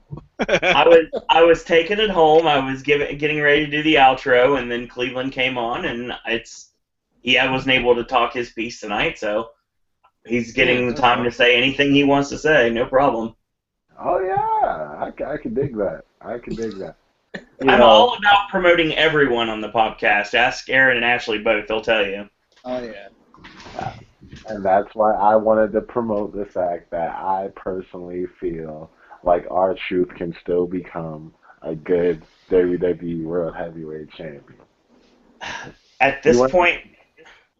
You want to know someone who at first I didn't take seriously? Well, a long time ago, but they definitely changed my mind from all the crap they went through?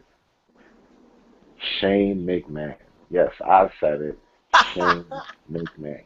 I didn't take him seriously at all. He came out to money, money, money, and then he started doing the little shuffle dance like he was Muhammad Ali, which at that point offended me. And then I see him falling, taking more bumps than Jeff Hardy on the best day. And I was like, okay, I take Shane McMahon seriously. He's not a trained wrestler, so obviously he had to do something crazy to get himself over. Okay, he does a coast to coast better than Rob Van Dam. Like, come on, that's impressive. He has raw talent, no pun intended. Yeah, and also less drugs. I worked with him before. Raw talent. Oh.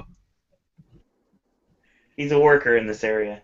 I always want to think that, the day that Shane McMahon comes back to WWE for a promo or, better yet, a match, it'll get the biggest pop. Like, it'll never happen. I don't know. I still like to think it's going to happen. With Hunter and Stephanie taking over, it'll never happen. Shane won't let his pride let that happen. He's too busy with other things right now. He's a boss for a $1 billion well, I don't know how it's a $1 billion company, but he's boss for a major organization, so. Yeah, can you believe that? And it has nothing to do with wrestling. Not that it has to do with wrestling, but yeah, can you believe that? Sometimes people's career paths change at the drop of a hat. Yeah, but one of these days, the McMahon family will bring him back, or at least talk him into it. Not gonna bring him back. But I don't think so. Oh, before he starts growing gray hair. He already has it. Yeah, I know. Have you seen him lately? Yeah, he definitely has it. And he's gained a few pounds, too. Yeah. So. You would be, I would think, I have thought that maybe, Shane McMahon probably doesn't lost a lot of marbles from his, shortly lived wrestling career, mainly because the match he had with Kurt Angle. Yeah, the glass Hey, didn't break. That's the reason why. plexiglass, what you gonna do, like Yeah. I actually saw like the documentary that they had about that whole match. Mm. And when Kurt Angle went for the like throwing him into the glass, and he did it and it didn't break, and Shane fell on his head real hard. Kurt, he told him, hey, like, well, let's cancel this, let's just go to the next one. And Shane actually said, no, you're gonna throw me through this. Yep. And then throws him through it. And then, the second part, when he tries to T-bone suplex him into the, through the glass, and it doesn't happen again, Shane's a bloody mess. And he's like, okay, dude, really, we can't do this. Like you're going to end up breaking your neck, if I slam you again. And he said, take the back of my head and throw me through the glass. And I was like, okay, Shane, obviously, like, you guys are doing way, way more than taking your protein backstage, because I would never do that. Somehow that reminded me of something that we saw on Raw tonight. Nothing out of the ordinary, like probably not related to what you just said, but I just remember John Cena, he held up Cesaro for the attitude adjustment, and I saw his mouth move, and I was like, John Cena, please stop calling the spots. It's bad, man. It really is. He does not. He basically is the true definition of walk and talk. Like literally held him up on his shoulders, and he was just like, "Yeah, you gotta do the DT." Like they did the move. I'm like, it's not as bad as the Divas match in Japan on Saturday. That was horrible. Duck. Oh, yeah. Okay. I remember you saying that podcast. I didn't hear that. You guys got some good ears, because sometimes I don't really hear these spots. Well, if you haven't noticed, Aaron, I kind of have a little bit of experience, so I'm kind of looking for it sometimes. This coming from the guy that 3 hours ago forgot to even count the number of, the other 8, the other 8 mares. Mares of Suplex City. Apocalypse. I got lost in. You can't blame me for that. I mean, I got lost in Paul Heyman's. Yes, you can. No, I was lost in I Paul was Heyman's trying to talk to Ashley. I had it on mute, and I was taking notes the entire time, and I still had to make sure I got everything. Oh goodness.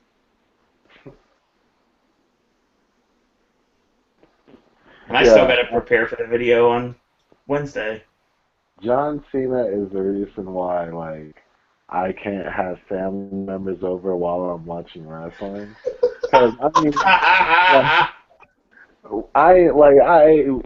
understand that a lot of things are scripted, and I understand that. That's something I get. But of course, I have those family members like to be like, "Oh, you see his lips referring to John Cena. He just told him what he's gonna do." And mind my French, but I'm like, shit, Cena. Can't you do anything right for me? It's like you just attacked my whole life, John Cena, and I can't take him.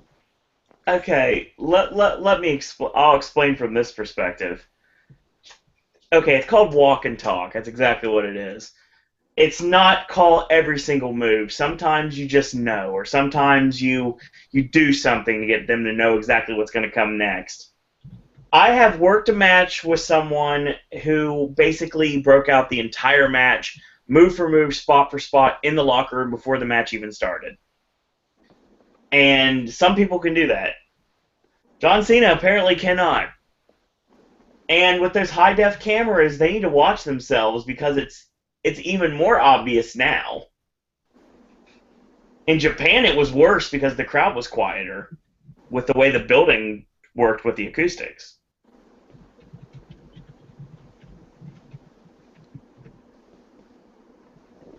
John Cena should retire. He's still putting people over right now, and he'll retire when he's ready. He needs to retire when I say he should retire. And that's That's last year. He's gonna be like Hulk Hogan. He's never gonna go away. I mean, nothing against Hulk Hogan, but like, I don't know. And God forbid he retires and gets on commentary. I don't think that'll happen. You don't have to worry about that because I don't. Don't worry, he'll be in the sequel to Fred the movie. Don't worry. Oh God, I hope not. Oh, that's great. Ugh. I was a fan of Fred until I saw him in the movie. God. I was too. And then I saw John Cena. I'm like, what is he doing in Fred? Playing his dad, for crying out loud. And the question is, if you're a fan of Fred, are you a fan of PewDiePie? No, God, I hope not. Because technically they're the same thing. not at all. Their high-pitched voice. He gives YouTubers a bad name. Yeah. He's making $7 million. I know he is. He's still Yes. giving YouTubers a bad name. I don't think he can, man. I don't think he can. I know he doesn't care. I mean, he does give YouTubers a bad name. I mean, like, Todd or Call is one of the best YouTubers in my opinion. I don't even know who that is. That's a shame. Like Eric Young says, that's sad. God. But yeah, that's basically what we had for tonight. Have any of you guys watched the whole Swerve episodes on WWE Network? Oh, yeah. I liked the second one better. I laughed more at that than the first one. I found it so funny when they were doing the poop on the microphone, and they put it to what's his name? God dog it. He's off the primetime players. Darren Young. Darren Young, he felt disrespected by that. I don't know if that was legit or part of his storyline or something, but he felt disrespected. The problem with Darren Young, and I can see and I can totally understand why he'd have an issue with this, is that they blurred out his boyfriend who was with him for the Hall of Fame. Oh, And he was really mad about that because it was disrespecting him and his boyfriend. Yeah.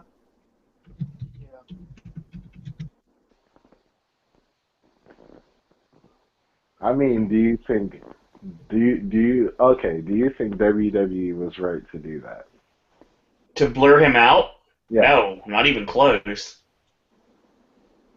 Not unless the guy said, I don't want to be on this show. I mean, obviously that's not the case because No. he was upset about it. So. Yeah, Darren had every right to be upset about this. And we still have no confirmation on who the fake Bray Wyatt was tonight. I'm surprised. Usually dirt sheets are on top of that. Yeah, we haven't got any information yet. We're in Chicago, so I'm going to guess it's an indie worker. Of him, though. That's the thing you have to take into account there. Oh, what was that? It wasn't that clear of a shot of him. Yeah, no, it wasn't. Yeah, it was. Not He like did really good. blatant, oh look, it's that. It's Scarlett Bordeaux and Taylor Hendrick coming down as part of the party posse. Right. It was Naked Midian. This guy did a good job No. covering his face.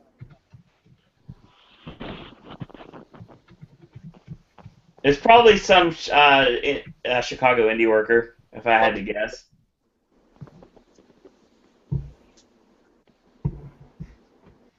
There's plenty of them. It was Bull Dempsey. Cole Cabana. Yeah, I don't think he'll be anywhere near that building. Oh yeah, no, it wasn't Bull Dempsey. He was at the vending machine backstage. Oh, come on. I can't. They're still doing that. I As a don't know. fan, I think it's funny. It kind of gives some little little more comedy to NXT. NXT can't just be all serious professional wrestling all the time. I like it. I mean, don't want to see it go on forever, but It's better than him being like a monster that got squashed by Mr. Personality Baron Corbin. Yeah, but the other thing too is that they're quick segments. They don't spend too much time on it. It's like here's something funny with here's something funny with Bull Dempsey. Now let's get back to the action. There's never really, we all know there's not much promos on NXT. NXT is a totally different show from what you see Raw and SmackDown. Yeah, I don't have to write as much on NXT when it comes to promos, thankfully. You really can't. For an hour, you have to have a lot of wrestling, which ECW never really had. Then you have me recapping something like TNA, which has, like, every 5 minutes there's a new promo or a backstage segment. Oh, Baron Corbin. He's about as funny as a pregnant lady on a roller coaster. God. That's I've never liked that guy, ever. Again, I don't have a problem with this guy personally, because I don't know him personally, but his in-ring stuff, oh my God, just no.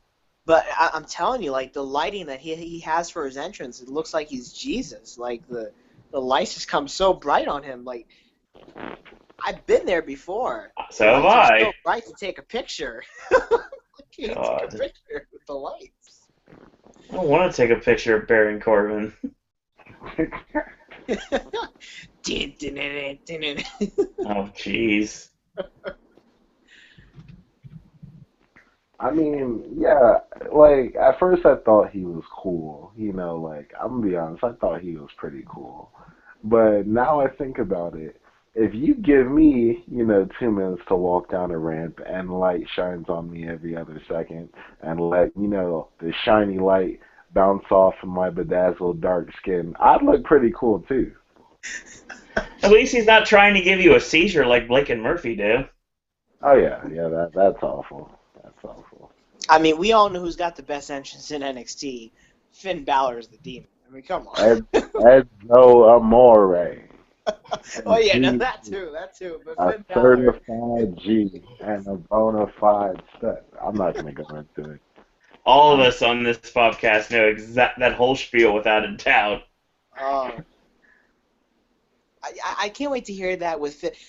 I didn't know this, guys, but the NXT takeover is the night before SummerSlam. I know that. I didn't know it was going to take place in the biggest arena that NXT's been to date, 15,000 people. Honestly, I almost guarantee they sell the place out. You're scared that they're not going to sell the place out? No, I almost guarantee they sell the place out, and I'll tell you that is going to be the start of NXT really touring. They're prepping it for a couple of thousand, but they're saying if the tickets go that quick, they might open it up a bit more.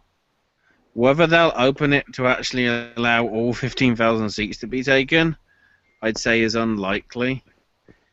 But, I'd say 5. I'd say 5,000 is probably a good bet. It's kind of a deal, though. If they can pack that, if they can pack that place, and everyone does the whole Enzo Amore intro, incredible. Imagine Brooklyn going SAWFT. Whoa. Oh man, maybe that's the NXT takeover that the NXT women should main event.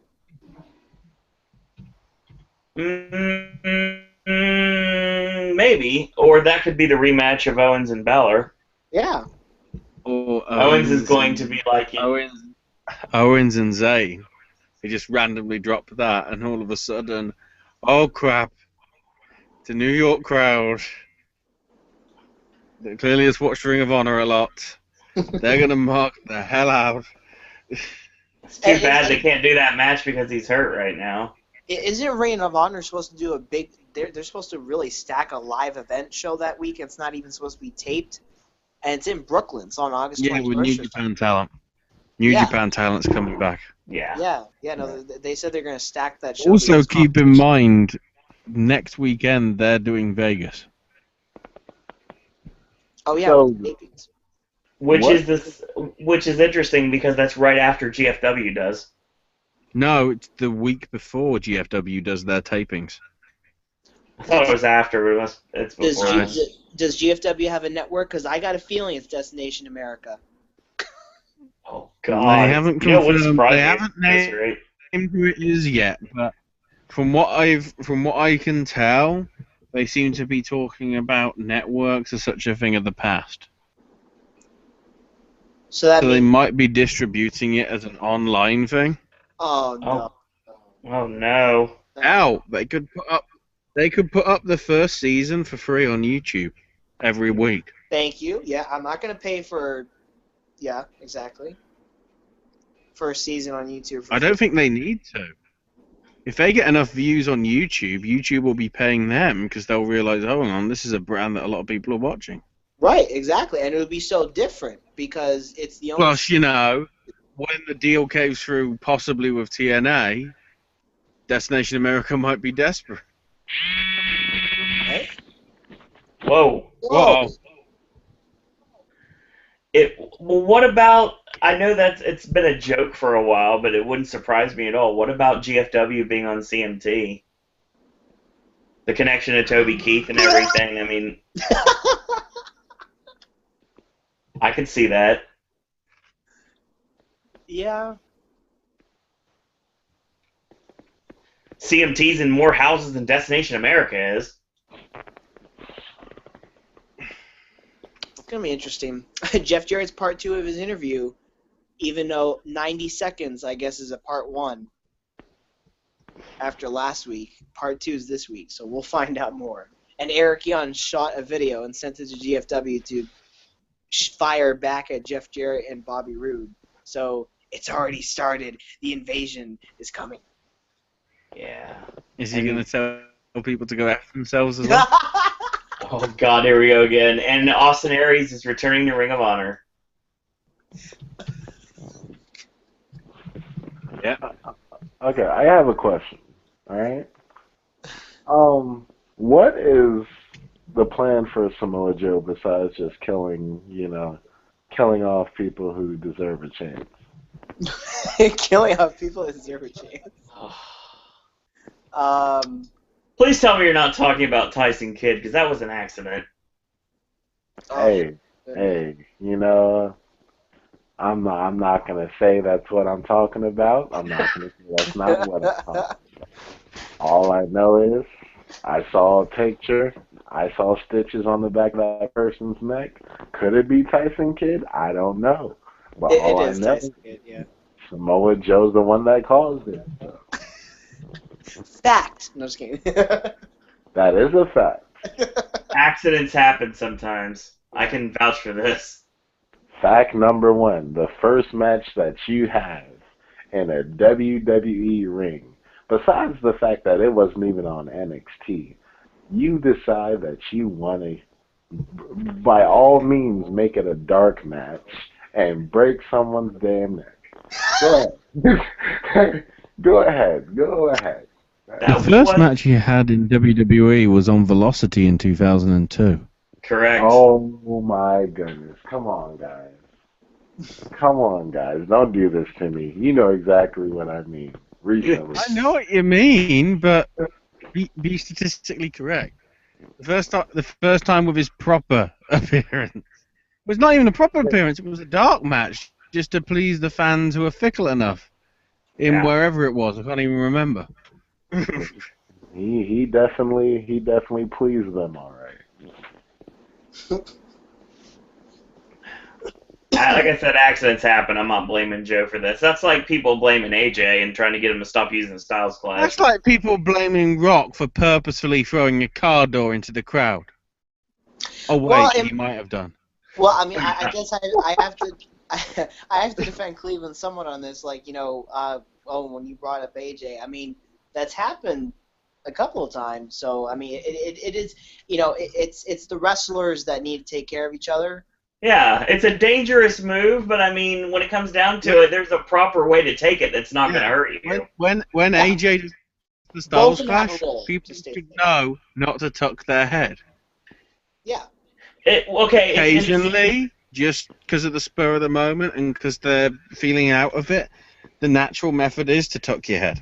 It's instinctual, especially once you learn how to bump for the first time.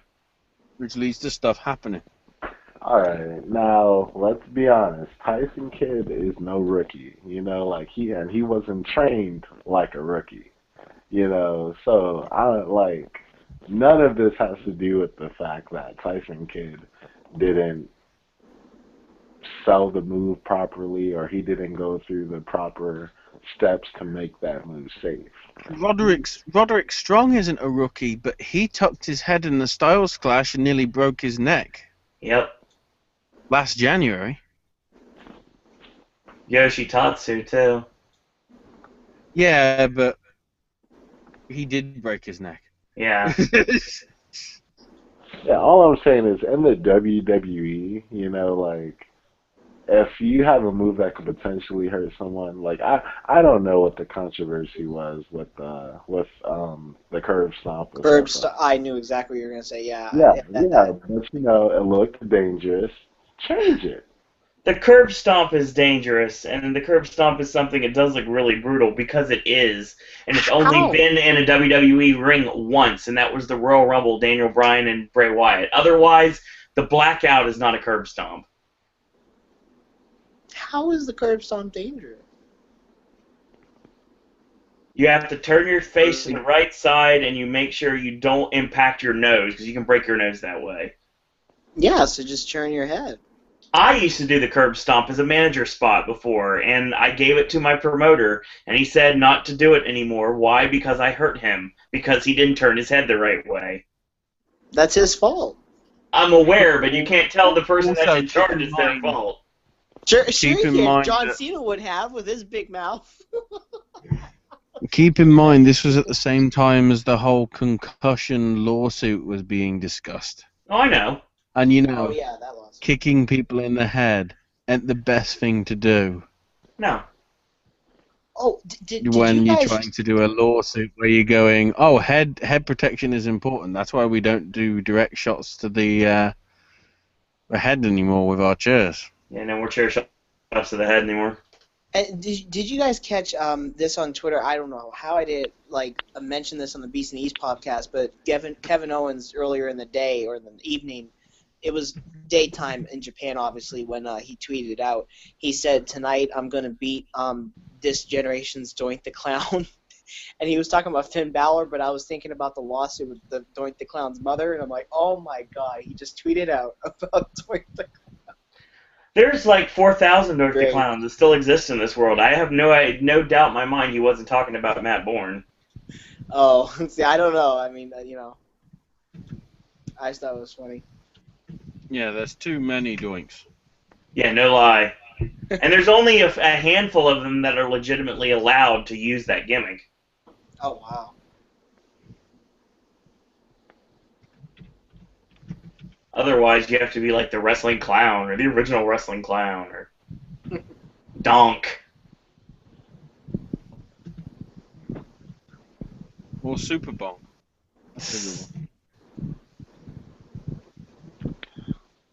Do you think that they should even bother continuing a Finn Balor and Kevin Owens thing, or just let him just, finish off what he's having with John Cena? Because it seems like in every single match that he has with somebody from NXT, he loses focus on the person that he's actually wrestling with, and he actually pays attention to John Cena, who's not even in the match. Owens lost his focus. He let Balor win. This is going to be from his perspective. He won't let it happen again, and he's 100% tunnel vision on taking the U.S. title at Battleground, and that's exactly what's going to happen. And that's going to be a for fans, though. Is there even a point for an NXT title rematch? Of course there is. Just do one more match. Kevin Owens is going to realize that he's title hungry, and he's got the U.S. title. He wants the NXT title back, so he tries to win it back in the night before SummerSlam to walk out that weekend with 2 championships. Easy as that. Or you do like a 4-way with Rhino and Balor and Owens. Remember that when Big E dropped the title to Rollins, I think it was that, wasn't it? Something like that. No, Big E lost the title to Bo Dallas. Big E had his rematch despite being on air, being the bouncer for Ziggler and all that. Big E lost the title to Bo Dallas. Okay, well, same thing. Big E had his rematch against Dallas during that same period. Correct. That's the X factor.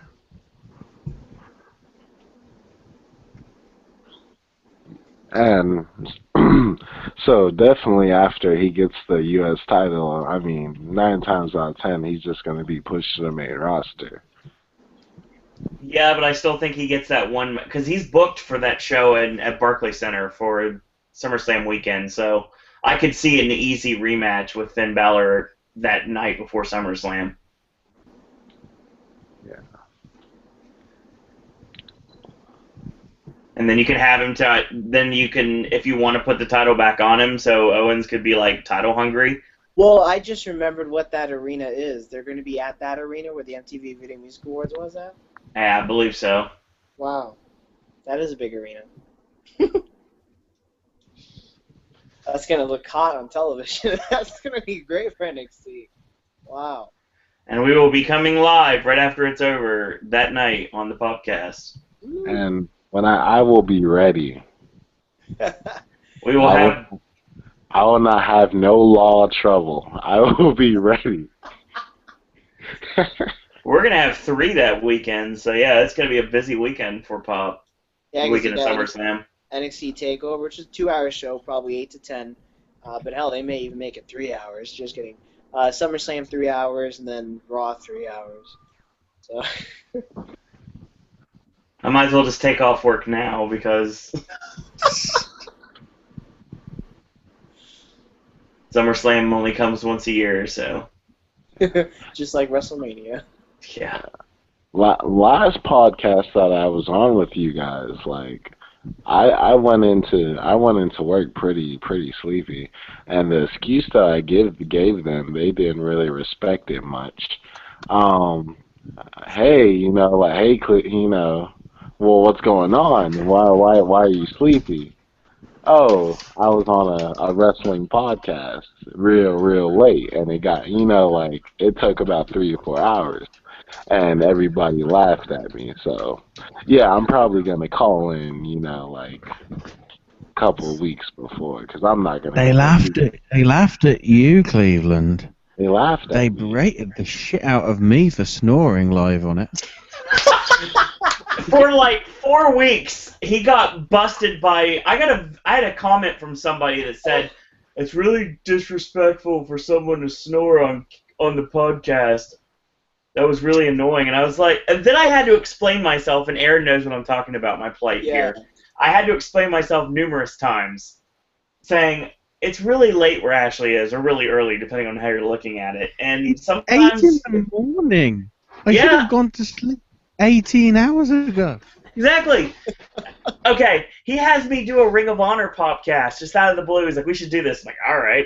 So we do this. He takes the reins, and like midway through, he falls asleep, and I had to take it home based on the fact I was like, I haven't watched Ring of Honor in like 2 years, so this is going to be a fun podcast. The greatest one, when I asked if you have any parting words when I was doing the outro, he just snored at me. Any parting words? Well, that answers that. I guess the advantage is with the setup that I currently have to have now. I don't have any excuse of trying to lie down, so I can't go to sleep. I'm sorry, but if me and you were doing a podcast and you fell asleep, I would rib you up. I would talk so much trash about you while you were sleeping. You would hear it the next day. We don't have to do that because the viewers do that for us. Yeah, I know. Yeah, the viewers are like Kevin. You wouldn't have to. I would I would invite people from my Instagram, my YouTube page, and I would just put all the comments that you guys want down, and I will read them out on out loud, and just rib you apart. All the comments would just simply say.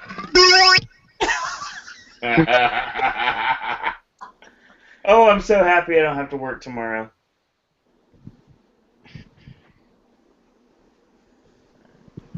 I'm definitely about to hit the sack scene, but I got just one parting question for all of you. All right. If you have the opportunity to manage someone who's not doesn't have that big of a pop in NXT, who would it be? Well, considering I was a wrestling manager, it's always fun to manage somebody that doesn't have any mic skills because I'm good on the mic. So when it comes down to it, it'd have to be somebody that's not really very over by themselves yet. So I'll go last on this one. Aaron, you want to go first? That's a good question, and they don't got a lot of people in NXT. Oh, I think I got it. Bolt Dempsey. He does need a mouthpiece. I agree with that. Yeah. I could see that, being like his health advisor. I could see that. Yeah. Ashley? God. Just because I feel he deserves more credit than the jobber sort of role he's got for most of his tenure. Especially when he was just a DJ for bloody Adam Rose for about 4 weeks. I know where you're going with this. Solomon Crow. That's a good one. But he can talk, though. He can talk, but the thing is, unless he has a manager, I don't think anybody would take notice of him. Which is a bloody shame.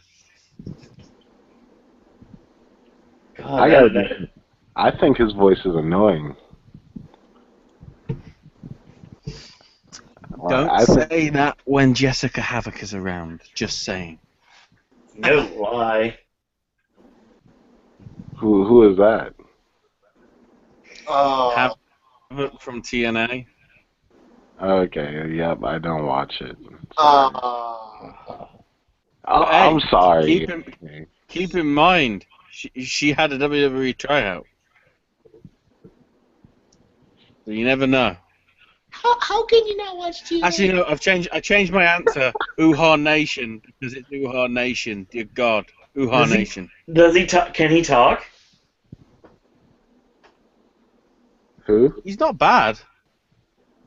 Well, I haven't really seen much of him. Uha Nation, he just got signed up. I've seen him work, but I've never seen him talk, so I was wondering if he has mic presence at all. He's not bad on the mic. He's pretty good. To be quite honest, I'd prefer if we were talking to be a manager, I'd be the manager of Jamie Noble, just to make him shut up, so he actually gets Ricochet signed with NXT, rather than just sticking with Lucha Underground. That's fair. Because it was Jamie Noble that said, "Oh, this guy's a big deal," to the WWE guys that don't give a crap about whether they're a big deal anywhere else. Which is ironic, because everybody they've picked up since has been a big deal. So. And rumor has it WWE's interested in Jay Lethal now. I'm not surprised at all. Also keep in mind, Ricochet coming off this under his persona Prince Puma is world champion in Lucha Underground. Yeah. And also, he's doing matches for Dragon Gate Japan and New Japan at the same time. And to answer your question, Mr. Entertainment, I just feel like everything that I've like there came a point while I was watching TNA that everything that I was seeing on TNA, I could have sworn I saw it the previous week on Raw. I felt like the whole Eric Young. Last time I watched TNA, Eric Young was champion. And, I could have sworn that he was just Daniel Bryan at the time, because the way they were doing Eric Young, they was doing Daniel Bryan on Raw. So I was like, I feel like they're just biting, Raw. So I I'm not a fan. Now, who I am a fan of, and I always check to see any promos that he does, is EC3 and Yes. and MVP. I saw MVP do a promo where he said, "Well, I can't say that word." Yep, we talked about that.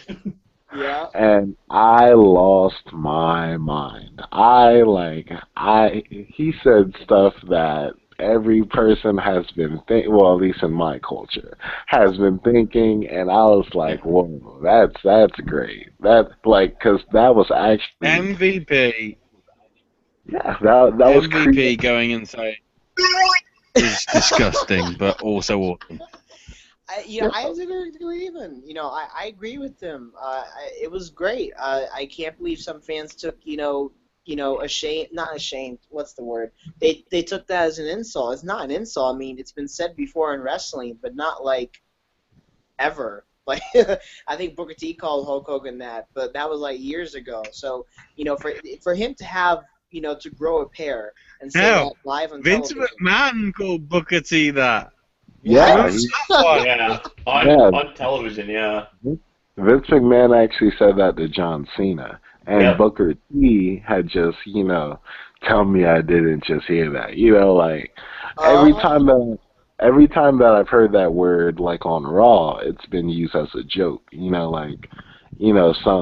Something that is laughable. But when MVP said it, he said it with, the context was powerful. Yeah, he really did. You could tell, that was, build-up hostility that he actually had about, the events that was going on at the time. And he put it out there. It was great. And just a cheap plug, TNA's coming back to Universal Studios. They're going to tape 8 straight days. Please go one of their tapings because I can't stand the foreign people that are there. The tourists do not know how to chant at a wrestling event. So you gotta go. I don't like the tourists at Universal anyway. Remember again, take 15 T-shirts and change a T-shirt for every segment. I have 30 TNA shirts. So that's not a problem. and how I got them all for free. Because it was during those days where TNA would just give out free stuff to fans. Yeah. I'm like, how are they making money? Are you going to be able to join us then in? Are you going to be able to join us then in 3 weeks? Oh yes, of course. Yeah, no, I'm not going to go to every single taping. Hell no. Boo! No. Listen, if the rumors, not the rumors, but if the reports from Dirt Sheets are true on websites, and they're taping episodes in 3 weeks throughout the end of the year in 8 days, I'm going to be lost as it is. I'm not going to know what the hell's going on. That's why you need to take so many T-shirts. I know exactly. It's so hard to follow. I know, and they're already out of place, out of order. But if I go with one of my friends, he's just going to go because he gets to see Brooke and her behind, and he likes Velvet Sky now, so he'll just go for those reasons. That's another thing that I'm not a fan of. TNA knockouts are, excuse my French, hoes. They are by all means hoes. There's nothing classy about them at all. Well, they're athletic, but obviously, I find it comical that Dixie goes on Twitter every week when they're on and say, we got the best women's division in the world, and someone says, have you watched NXT? And she doesn't respond because she knows NXT is the superior women's division. She can't go out because it's her company and say she got the best women's division when we know damn well it's NXT. I always find it hilarious when she says that every week. Best women's division ever. It's hilarious. It's very interesting responses everyone gave for the manager question. Yeah. Oh yeah. Yeah. For me, it would be Baron Corbin. It would be Baron Corbin. He badly needs a mouthpiece. Oh my god. Oh yeah. Well, has he even been given really a chance to even give a promo, or No, when he has, no, it's really short? that's the thing, and I think like Baron Corbin is like, I think like he's getting real pissed off because like, like not all of his matches have been lame, like even his last match, like they tried to go the whole 20-second match thing, just like to see if it could One, two. real, yeah, like real back in the interest. And, like, he's like, guys, this isn't my fault. Like, okay, do I have wrestling skills I need to improve on? Yes. But, like, I have an opponent, too, and he's not carrying the match either. So. I also forgot to mention the person during Raw tonight. I think I heard him twice, like during John Cena and Cesaro. Then I heard him during, I think it was one of the matches. But I heard one fan's like, kick his ass, kick his ass. It was the funniest thing. I heard it clear as day during one of the matches. And Dillinger. I would love Ty to. Dillinger, yeah. That guy has so much talent that. You suck. What? Stole my answer. Oh. Oh. You totally stole my answer. Could be his agent. He's really over at the live events as well. I mean, he's been given way too many gimmicks, though. I mean, he's been given the card gimmick, which was stupid in my opinion. I still got that card that he threw out in the audience. And, then he was like in my opinion, the Ravishing Rick Rude or whatever. So I don't know what gimmick he has now. So it's like they're trying with him multiple times to see if it works and connects with the crowd. But, He's rating the matches now. That's what his gimmick is on house shows. Also, all of our answers are wrong because the correct answer is Renee Young because hashtag Tittymaster. I'm not gonna act like I'd even hear that. I would honestly would like to see what I could do with Gable and Jordan as a team too. I think they would be nice with a mouthpiece. I think that would be fun. And I would like to work with Blake and Murphy. Try to get them over. Like really get them over. Yeah, and could you tell, is it Blake or Murphy that has, like, the Princess Layla hair? Can you... No, it's not Princess Layla hair. It's just, like, the hair is weird. No, it's Lenny and Lodi. That's exactly what it is. It's also worth noting now, we've gone longer than Raw and the pre-show put together. Yeah. Did any of us watch the Raw pre-show? I mean, Finn Balor was on. That was huge. On the hotline. Oh, you're right, Corey. You're right, Corey. Oh, God. You got any Legos? Y'all, well, ship. About a pirate ship. Okay, question. Gable, isn't his gimmick, like, sort of similar to Bo Dallas? Gable and Jordan are going to be basically like Hawes and Benjamin for this generation. Yes. That's exactly what they're building them to be. Nobody, and I mean nobody, could compare to Shelton Benjamin. Not even Shelton Benjamin. Not even Shelton Benjamin. What did he call himself in Japan? Well, he's technically part of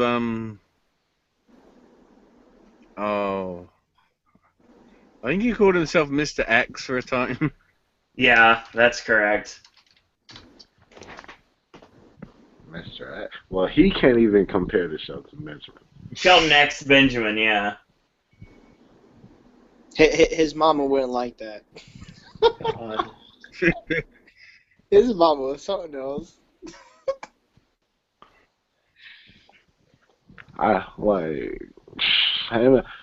The best match what was the best match you ever seen Shelton Benjamin in? It's been a long time. I can't even remember. I mean, he's had a lot of. I think he's like Kofi Kingston. He's had like a lot of those like highlight reels. Did you just compare him to Kofi? What? No, because like you know how Kofi Kingston had those highlight reels. Shawn Michaels. Royal Rumble. Yeah, like those type of moments, like where it's just like a move, and you don't remember necessarily the best matches, but you remember the moments from the matches that you probably overlooked as really good matches, like when he got super kicked in midair, when he ran up the ladder at WrestleMania 22 and clotheslined whoever it was at the top of the ladder. Can't remember who it was, but yeah, those kind of moments. So like Shelton Benjamin and Money in the Bank. Yes, he exactly. had countless moments. Oh yeah, I would still say that. I know you said the super kick in the air. That match that he had with Shawn Michaels on Raw back in 2005, probably one of the best singles matches that he's had. I agree with that. Yeah. I think when I watched back that match on the Raw 15th Anniversary 3 disc set, I would agree too. Because that is on there.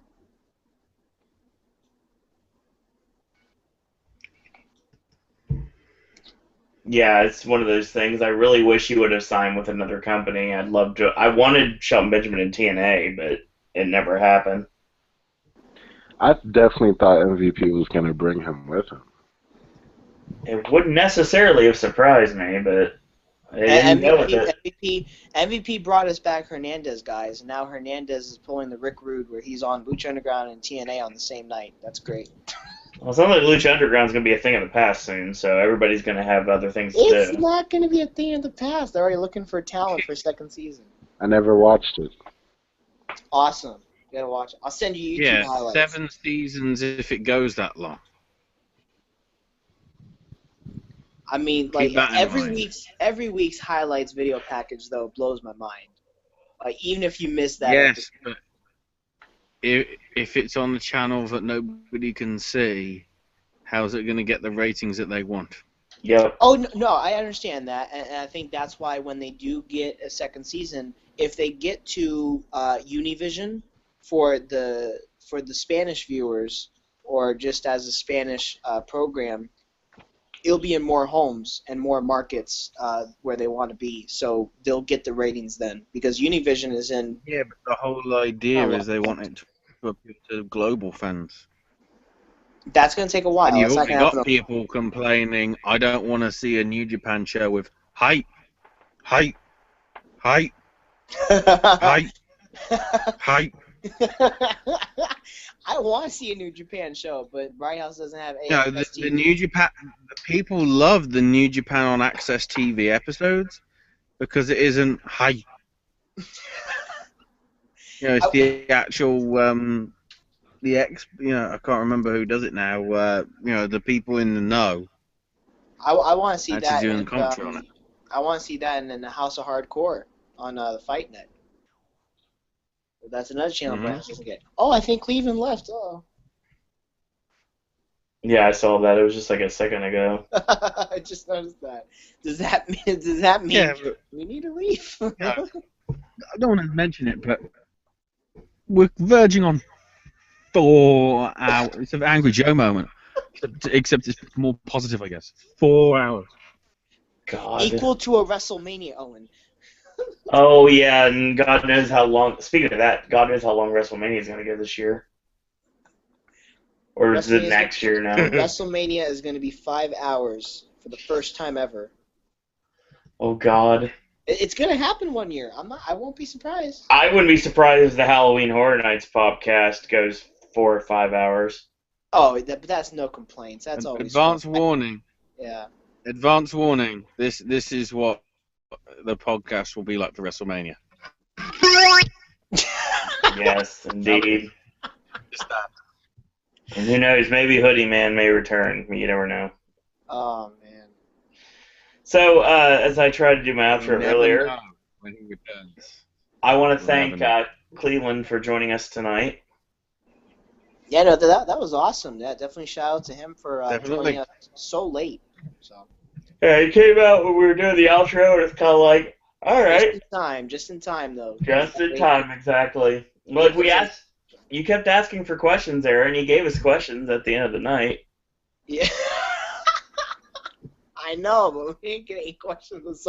We get questions on the HHN Popcast, but we don't get questions on WWE Podcast. It's funny because if you notice like the analytics on these podcasts, regardless what the podcast is, it always does well. Yeah, the Halloween Horror Nights. Oh God, those ones are incredible. Of course, Those are like 300 some views normally. Yeah. So well, because even though there's a massive community for wrestling fans, maybe just the wrestling period right now is just stale. People are not really interested in it, and it's trying to become mainstream again with all these wrestling companies. In total, 5 or 6, 5 on television now, but GFW possibly it could be 6 or whatever. But 5 is already a lot. There's just a massive community for horror nights as well, so I'm not surprised whenever they do good. I mean, basically in a month, the views on Pop have done like 6,200 views, so. That's more than what PPW probably had. They're probably more over than PPW are. I will say right now that I had a great time tonight. We want to thank Acer in the chat for being a part of the podcast that way. And we really appreciate his involvement. Hopefully he gets involved somewhere down the line. The special guest that we promised for tonight, he will be joining us next week. So that's going to be get ready. So that should be a fun time. And Cleveland will be making his return. I don't know exactly when, but we'll make sure that happens. It sounds like he's going to be a part of our team for the next NXT TakeOver the night before SummerSlam. So we'll see what we've got there. Raw, like I said, we really didn't talk much about it overall. But that's what happens when you have shows that are just kind of blah. So thank God. Like the Divas today division. was something with the quality of that Cesaro Cena match, but it was very sorry, lost my train of thought. There you go. I'll shoot with you guys. We were not planning on going this long tonight. I actually said to Ashley, like, I guess probably won't go very long, and I wasn't counting on the fact that Cleveland would. Famous last words. This is going to be a short one. We're not going to go on for that long. You're wrong.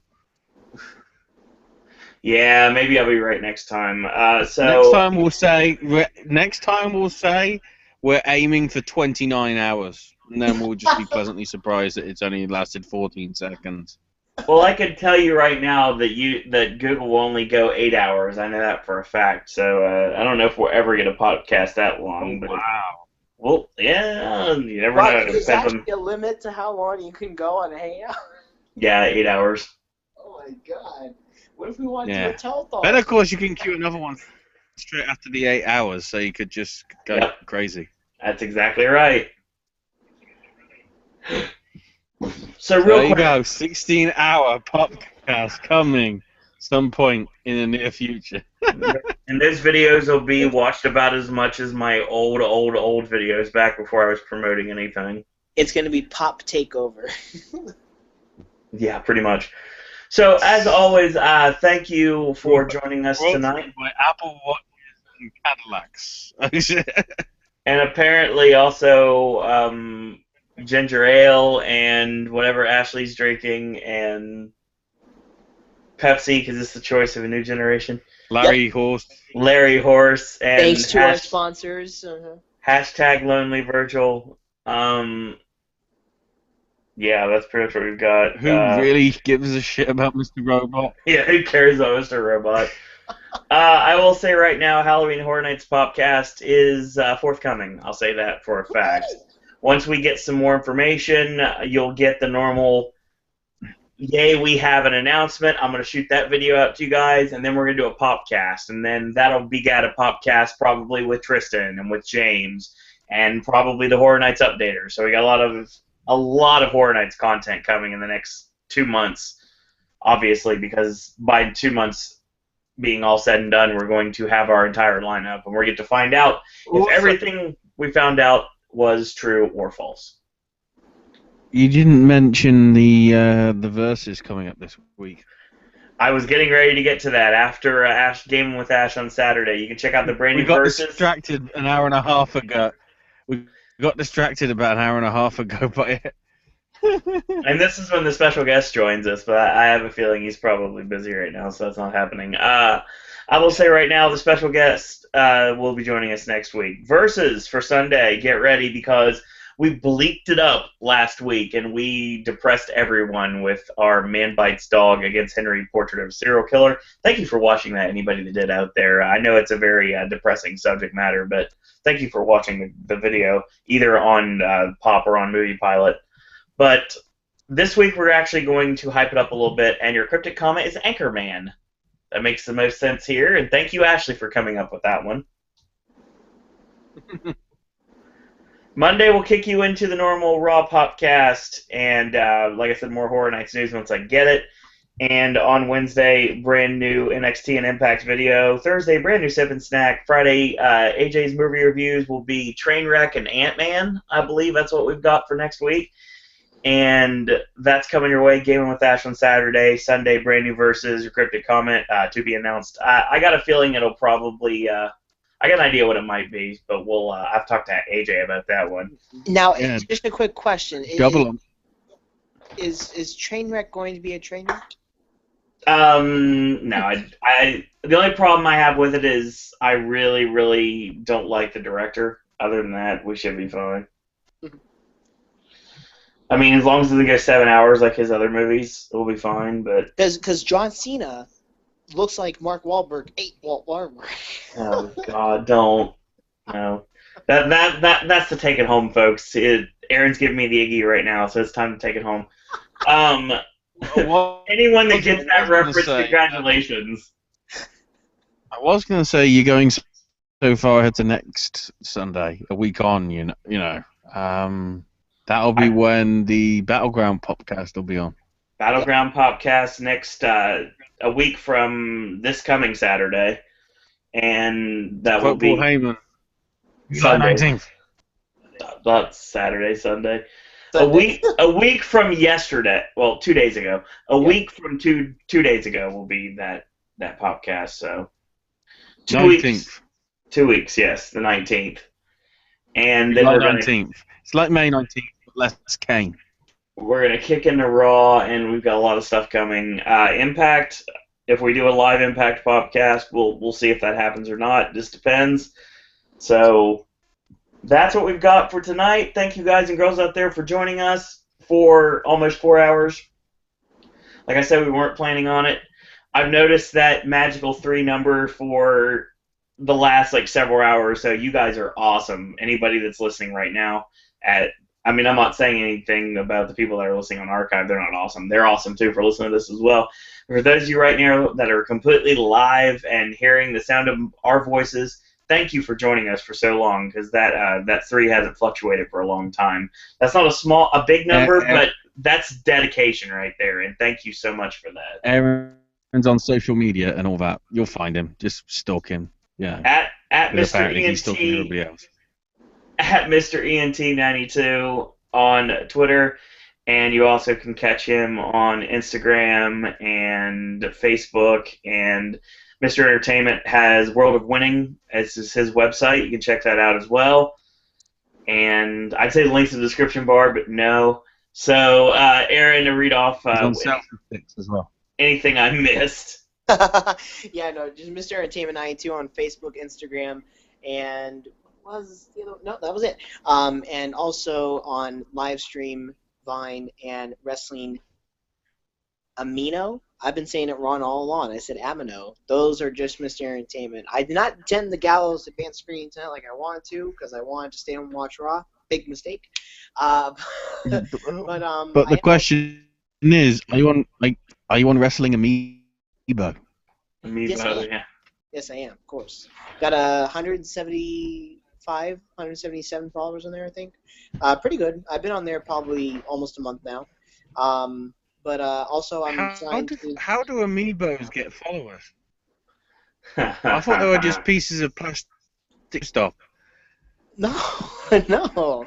But I'm also trying to head out to Universal again this week, even though last week it kind of failed. So hopefully that happens. And when I do, I'll give you guys social media coverage if Universal's Wi-Fi permits. Yes. That's what I got going on this week. Hopefully something. Hopefully, I got stuff going on this week. They're in the works. Doesn't mean they're going to happen, but plans fall through, ladies and gentlemen. It happens. You can check out Ashley at Ash is my name UK or Sticks at snsradionetwork.com. Want to email him, you're more than welcome to do that. If you'd like to get a hold of me, you can send me a message via Facebook. It's Owen Disney. You can follow me on Twitter at Sir Owen Disney. If you like what you're hearing, spread the word about Pop and the Popcaster Revolution by liking our Facebook fan page, Sir Owen Disney Pop, or search for Sir Owen Disney and Pop. And subscribe to this channel because we got the views to where we want them. We're doing really well on views, but the sub's not quite there yet. So if you like what you're hearing, you want to spread the word, you haven't quite liked the channel yet, go ahead and click like and subscribe to this channel via YouTube. And we're also on moviepilot.com at moviepilot.com/Sir Owen Disney. You can check out the Versus, AJ's movie reviews, Gaming with Ash, and Halloween Horror Nights content on moviepilot.com. As well as if you are a theme park or wrestling podcast that would like me to be a part of your show, or if you have ideas for Sip and Snack or Versus or the Vlog of Randomness, which is on sabbatical right now, if you'd like to ask me questions, personal questions, trip questions, Disney, Universal, Halloween Horror Nights questions, by all means, only one way to do that, email me, siroandisney@gmail.com. So in the meantime, I want to thank Aaron and Ashley for sticking with us for 4 hours. It was unexpected, but hey, it's always fun. Why not? Let's go for another 4 hours. Yeah, no lie. It's not unexpected anymore. I should probably learn this by now. Thank you, Cleveland, for joining us. We appreciated your you chiming in at the 11th hour, and you delivered some great content. So we hope you return very soon. And shout out to our newest member of the Pop Wrestling group. So he will be joining us next week. So that being said, I want to thank you guys and girls out there for watching. Thank you all live and in archive right now. We totally appreciate you staying tuned to Pop and listening to these podcasts. We're going to keep doing them every single week, talking all things WWE and also pay-per-view and Raw, as well as NXT whenever there is a live NXT broadcast. So thank you guys and girls out there for watching. Aaron, any parting words? Thanks you guys for tuning in tonight. We'll see you guys next week. Ashley? I didn't snore when a 4-hour show. It's unbelievable. Hashtag elect Larry Horse president. Hey, if BoJack Horseman can be somebody, then Larry Horse can be too. Yep.